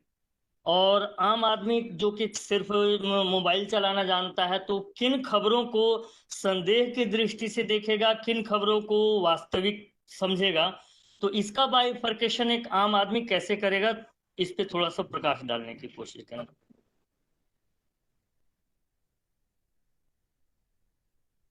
आम आदमी को ये कर है उसका गूगल सर्च कर ले। जैसे आप गूगल सर्च करेंगे तो वो किसी ना किसी फैक्ट चेकिंग की वेबसाइट पे, विश्वास न्यूज पे, पीटीआई के फैक्ट चेक पे, पीआईबी के फैक्ट चेक पे, किसी ना किसी प्लेटफॉर्म पे वो चला जाएगा और वो वहां पे पढ़ लेगा कि ये न्यूज फेक है। यदि एक ऐसा सिचुएशन हो सकता है कि उन किसी भी फैक्ट चेकर्स ने फैक्ट चेक अभी तक ना किया हो, बिल्कुल रिसेंट फोटो हो, तो आम आदमी सिर्फ उस पर विश्वास करने के बजाय थोड़ा संयम से थोड़ा ठहर जाए और इंतजार करे कि किसी भी ऑथेंटिक न्यूज वेबसाइट पे, टाइम्स ऑफ इंडिया पे, हिंदुस्तान टाइम्स पे, दैनिक जागरण पे, हिंदुस्तान पे, जो अखबारों की वेबसाइट्स हैं उन पे वो खबर आई है तो विश्वास करे, वरना उसको आप हर खबर को झूठी मानिए जब तक उसका सत्यापन नहीं हो जाता। तो किस प्रकार की खबरों पे संदेह करें सर, मतलब कौन सी ऐसी खबर है जिस पे हम क्वेश्चन उठाएं और कौन सी खबर पे हम विश्वास करें? हर खबर पे संदेह कीजिए। जो भी खबर आपको किसी ने व्हाट्सएप पे भेजी है, उस पे व्हाट्सएप को बंद करके आप जाइए किसी अखबार की वेबसाइट पे, न्यूज वेबसाइट पे, उस खबर को सर्च कीजिए। यदि वहां है तो वो सच है, वरना झूठी। हर खबर के साथ आप यही करिए। मतलब विशेषकर ऐसी खबरें जो आपके जीवन को प्रभावित करती हैं, जो ऐसी सूचनाएं जो आपके लिए हानिप्रद हो सकती हैं, समाज को नुकसान पहुंचा सकती हैं, तो मुझे लगता है सामान्य विवेक बुद्धि से भी यदि आप करेंगे तो भी बहुत कुछ समाज को बचा पाएंगे। जी, और कोई सवाल किसी का है? सर, मेरा एक सवाल है। Good evening Rakesh sir, doctor शील बोल रही हूँ। गुड इवनिंग शील जी। बहुत ही अच्छा प्रेजेंटेशन था, and Priyanka was right, it was actually a workshop, we were penning it down. Thank you for all the information. Rakesh sir, मुझे ये पूछना था, little bit related to research I would say, that if any such fake news or the examples you were giving and recent examples which could have had resulted in national security, and what measures, although the discussion is on ethics, are going to be implemented, but what type of combat strategies should we adopt?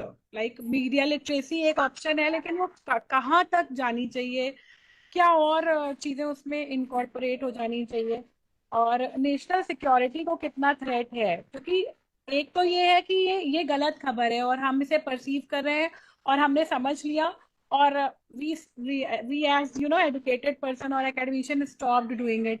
But जैसे अभी ये देओल जी ने भी question पूछा कि इनको एक common आदमी कैसे समझ लेगा और नेशनल सिक्योरिटी के लिए कितना बड़ा थ्रेट है ये? This I wanted to know. National security के लिए थ्रेट तो देखिए, जैसे अभी के जो एग्जांपल्स थे, जैसे एक खबर चैनल्स पे चली कि पुंछ की एक ब्रिगेड, आर्मी ब्रिगेड पे फिदायीन हमला हो गया है। बाद में सारे नेशनल चैनल्स पे खबर चली और बाद में इसको विड्रॉ किया गया। वो फेक न्यूज थी।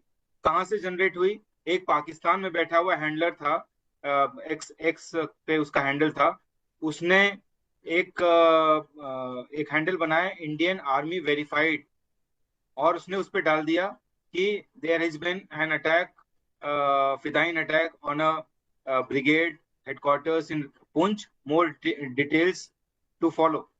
अब इस लाइन को पढ़ के और उसके हैंडल के नाम को पढ़ के जाहिर से लगता है, मतलब एक ऑस्टेंसिबली लगता है कि रियली होगा, और उस इतना रियल लगा कि न्यूज चैनल्स ने उसको फ्लैश कर दिया।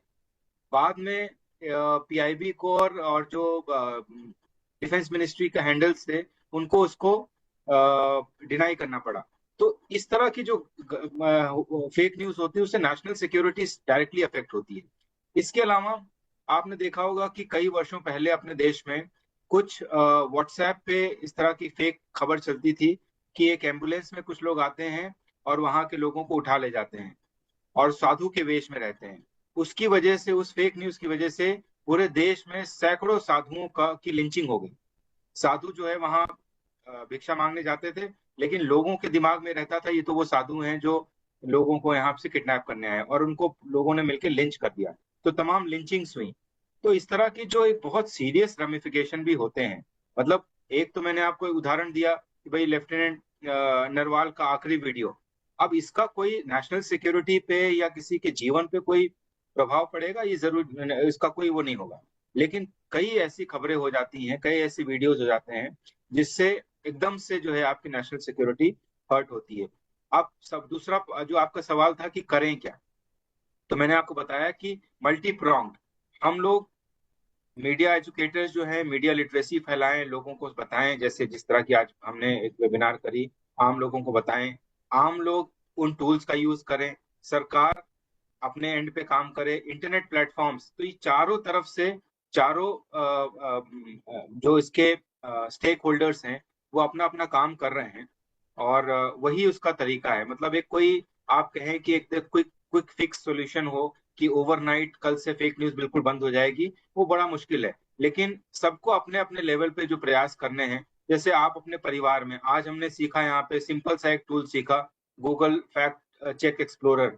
कल को आप अपने घर में अपने स्पाउसेस को, अपने बच्चों को, अपने फ्रेंड्स को ये बताएंगे, धीरे धीरे उसका प्रसार होगा। और कुछ नहीं तो कम से कम गूगल पे जाके सर्च कर लो, एक बार सर्च करके एक ऑथेंटिक न्यूज की वेबसाइट पे जाके देख लो। तो यही एक तरीका हो सकता है कि कैसे कैस्केडिंग इफेक्ट इसका है, और धीरे धीरे लोगों को इसके प्रति जो एक सेंसिटाइजेशन होगा। मीडिया लिटरेसी तो उसका एक बहुत बड़ा एस्पेक्ट है ही, जब हम ये जान जाएं कि हम किस तरह के मीडिया को कंज्यूम करें और कैसे उसका किस पर्पज से कंज्यूम करें। लेकिन वो बड़ा लंबा प्रोसेस है। सबसे आसान तो है कि भाई आप कुछ चीज आई, किसी ने कहा देखो ये क्या हो रहा है फला जगह पे, आप जाइए गूगल पे डालिए फला जगह पे आज क्या हुआ, और रिजल्ट्स आए तो उसमें रिजल्ट्स में आप ऑथेंटिक वेबसाइट्स देखिए, जो न्यूज की वेबसाइट्स, जो हमारे नॉन न्यूज़पेपर्स की वेबसाइट हैं या जो फैक्ट चेकर्स की वेबसाइट है, उनमें जो आपको रिजल्ट मिले उस पर विश्वास कीजिए, बाकी चीजों को आप इग्नोर कर दीजिए। तो यही तरीका हो सकता है। बहुत एक ये ग्रेजुअल प्रोसेस है, क्योंकि हम 2 टूल सीखते हैं और फेक न्यूज फैलाने वाले उसको नेविगेट करने के 4 नए तरीके सीख लेते हैं। जैसे मैंने आपको मेटा एआई का एग्जांपल दिया, जनरेट हुई इमेज मेटा पे, फेसबुक पे जिसने डाला उसको उतना ज्ञान नहीं था तो उसने एज इट इज डाल दिया, उसमें मेटा एआई का स्टैंप रह गया। लेकिन उसी को जब किस दूसरे आदमी ने इंस्टा पे पोस्ट किया तो उसने उस स्टैंप को हटा दिया। तो जो फेक न्यूज फैलाने वाले लोग हैं, जो डिसइंफॉर्मेशन फैलाते हैं, जो डिलिबरेटली फैलाते हैं, डी फॉर डेलिबरेट, जो डिलिबरेटली फैलाते हैं, वो तमाम इस तरह के तिकड़म लगाते हैं कि वो चीज पकड़ में ना आए। अच्छा गोस्वामी जी, मुझे ये भी लगता है कि जो विश्वसनीय वेबसाइट है ये आपके अनुभव से ही पता पड़ेगा। अब आपने एग्जांपल दिया है इंडियन आर्मी वेरीफाइड, अब सामान्य व्यक्ति तो समझेगा कि, और अब ब्लू टिक की बात की तो अवचेतन में हमारे बैठा हुआ है कि ब्लू टिक वाला तो क्रेडिबल सोर्स है। तो ये मुझे लगता है कि जितना आप इसमें इन्वॉल्व होंगे उस एक्सपीरियंस से ही बता पाएंगे, कोई रेडीमेड सॉल्यूशन शायद नहीं है इन चीजों का। इसीलिए सर जब ये कॉन्फ्लिक्ट हुआ इंडिया पाकिस्तान का, तो सरकार ने बार बार अनेक मंचों से सिर्फ 2 वेबसाइट्स का नाम लिया। उन्होंने कहा मिनिस्ट्री ऑफ डिफेंस का हैंडल और पीआईबी फैक्ट चेक का हैंडल, इन 2 हैंडल्स के अलावा किसी पे विश्वास मत कीजिए, चाहे वो टाइम्स ऑफ इंडिया का हो, चाहे हिंदुस्तान टाइम्स का हो, चाहे आज तक का हो, चाहे कल तक का हो, किसी का हो। सिर्फ आपको मिनिस्ट्री ऑफ डिफेंस के हैंडल पे और पीआईबी फैक्ट चेक पे विश्वास करना है। तो ये धीरे धीरे, मतलब क्योंकि वॉर लाइक सिचुएशन में प्रायोरिटीज सरकार की दूसरी होती हैं, बावजूद इसके ये प्रयास खूब हुआ इस बार, और लोगों ने, मतलब अपने इंडिविजुअल लेवल पे भी तमाम लोगों ने बस्ट किया इसको। जैसे वो जो मैंने आपको एग्जांपल दिखाया, एक सिपाही जो है वो बता रहा है कि पहलगाम की सच्चाई वो नहीं है जो सरकार आपको बता रही है, उसने भारतीय सेना की वर्दी पहन रखी है, भारतीय सेना के तमगे लगा रखे हैं। तो आम आदमी जो एक कम शिक्षित है वो तो जाहिर सी बात है मानेगा कि भाई देखो कितना हिम्मती सिपाही है, सरकार की सच्चाई सरकार छिपा रही है, सच्चाई बता रहा है। लेकिन आम लोगों ने उसको ढूंढा कि उसका लिंक्डइन प्रोफाइल ढूंढा और पता लगा वो तो पाकिस्तान का होम्योपैथी डॉक्टर था, और वो किस तरह की डॉक्टरी कर रहा था यहाँ पे आके। तो ग्रेजुअल अवेयरनेस ही इसका आंसर है मुझे लगता है। और आप बिल्कुल सही कह रहे हैं सर कि कौन से हैंडल्स ऑथेंटिक हैं ये जानने में भी समय लगता है। इसलिए वॉर लाइक सिचुएशन में ministry of defence government of India के अलावा कुछ मत देखिए।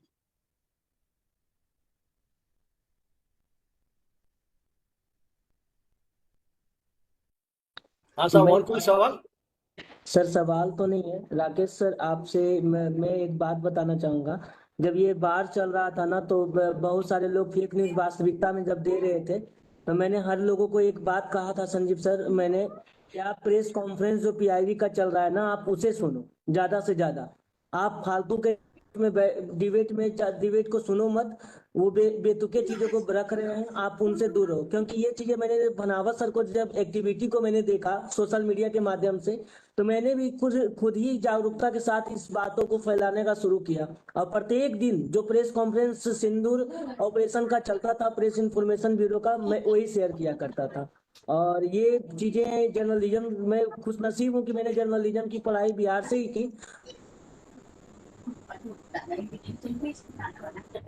और खासकर मीडिया के छात्र होने के नाते आपने हमेशा हम लोग को मार्गदर्शन किया है कि जनहित में राष्ट्रहित में हमेशा अवेयरनेस का काज करते रहे, और आज का भी उद्देश्य यही है सर। बहुत बहुत धन्यवाद राकेश सर, आपका तो सुनना वाकई हमेशा जानकारीप्रद रहता है और सुनता ही हूँ। और हम हैं बिहार से, आशीष जी हैं, तो बनावत सर हमारे आइडियल है ही, इसी तरह जागरूक करते रहिए, हम लोग भी जागरूक करते रहेंगे सर, हम आपके साथ हैं। मेरे भी आइडियल बहुत चलिए, बहुत बहुत आभार आप सभी का। मुझे लगता है कि अब इसको अपन समापन की ओर ले जाएं। केवल एक सूचना, अगली वेबिनार अपनी 20 मई शाम 5:30 बजे जैसा समय है अपना, और ये वेबिनार है मोरियो मिरांडा, एक कार्टूनिस्ट है जिनका जन्म शताब्दी वर्ष अभी चल रहा है, उनको लेकर के है। उसमें प्रोफेसर मृणाल चटर्जी जो पहले भी अपने यहाँ कई बार आ चुके हैं, और त्र्यंबक शर्मा ये कार्टूनिस्ट है, एक बार पहले भी अपने यहाँ आ चुके हैं, एक कार्टून की पत्रिका निकाल रहे हैं पिछले 28-30 सालों से। और अभिषेक तिवारी वो हमारे जयपुर से हैं, राजस्थान पत्रिका में कार्टूनिस्ट, ये आपसे संवाद करेंगे। इन्हीं शब्दों के साथ मैं एक बार फिर अनुरोध करूंगा प्रियंका जी से आभार प्रदर्शन के लिए।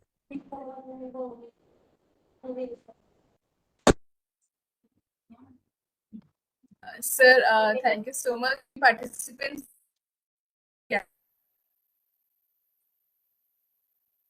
वेबिनार के लिए आपने इंफॉर्मेशन बताई, list of fact checking, PTI fact check बताया, मिसलीडिंग बताया, आपने एग्जांपल शेयर कराया, वन बाय जितने आगे हमारे क्वेश्चंस आ रहे थे, जितने भी पार्टिसिपेंट्स हैं, आपकी नेक्स्ट स्लाइड उस क्वेश्चन का आंसर दे रही थी, तो इट वाज वेल और डिस्कस्ड अबाउट दैट। सर ने बाद में हमें ये भी बताया कि हम रियल टाइम जनरेटिव चीजें चेंज कर सकते हैं। तो I'm grateful to Banawat and director BVI CAM MN Huda sir, because इन दोनों के बिना मैं यहाँ पर नहीं होती और जितने भी पार्टिसिपेंट्स हैं उनको इस वेबिनार में कनेक्ट होने का मौका नहीं मिलता।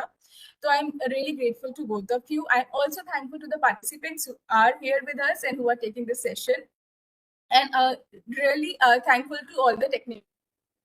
और बाकी मिलते हैं 20 तारीख को, है ना? Thank you.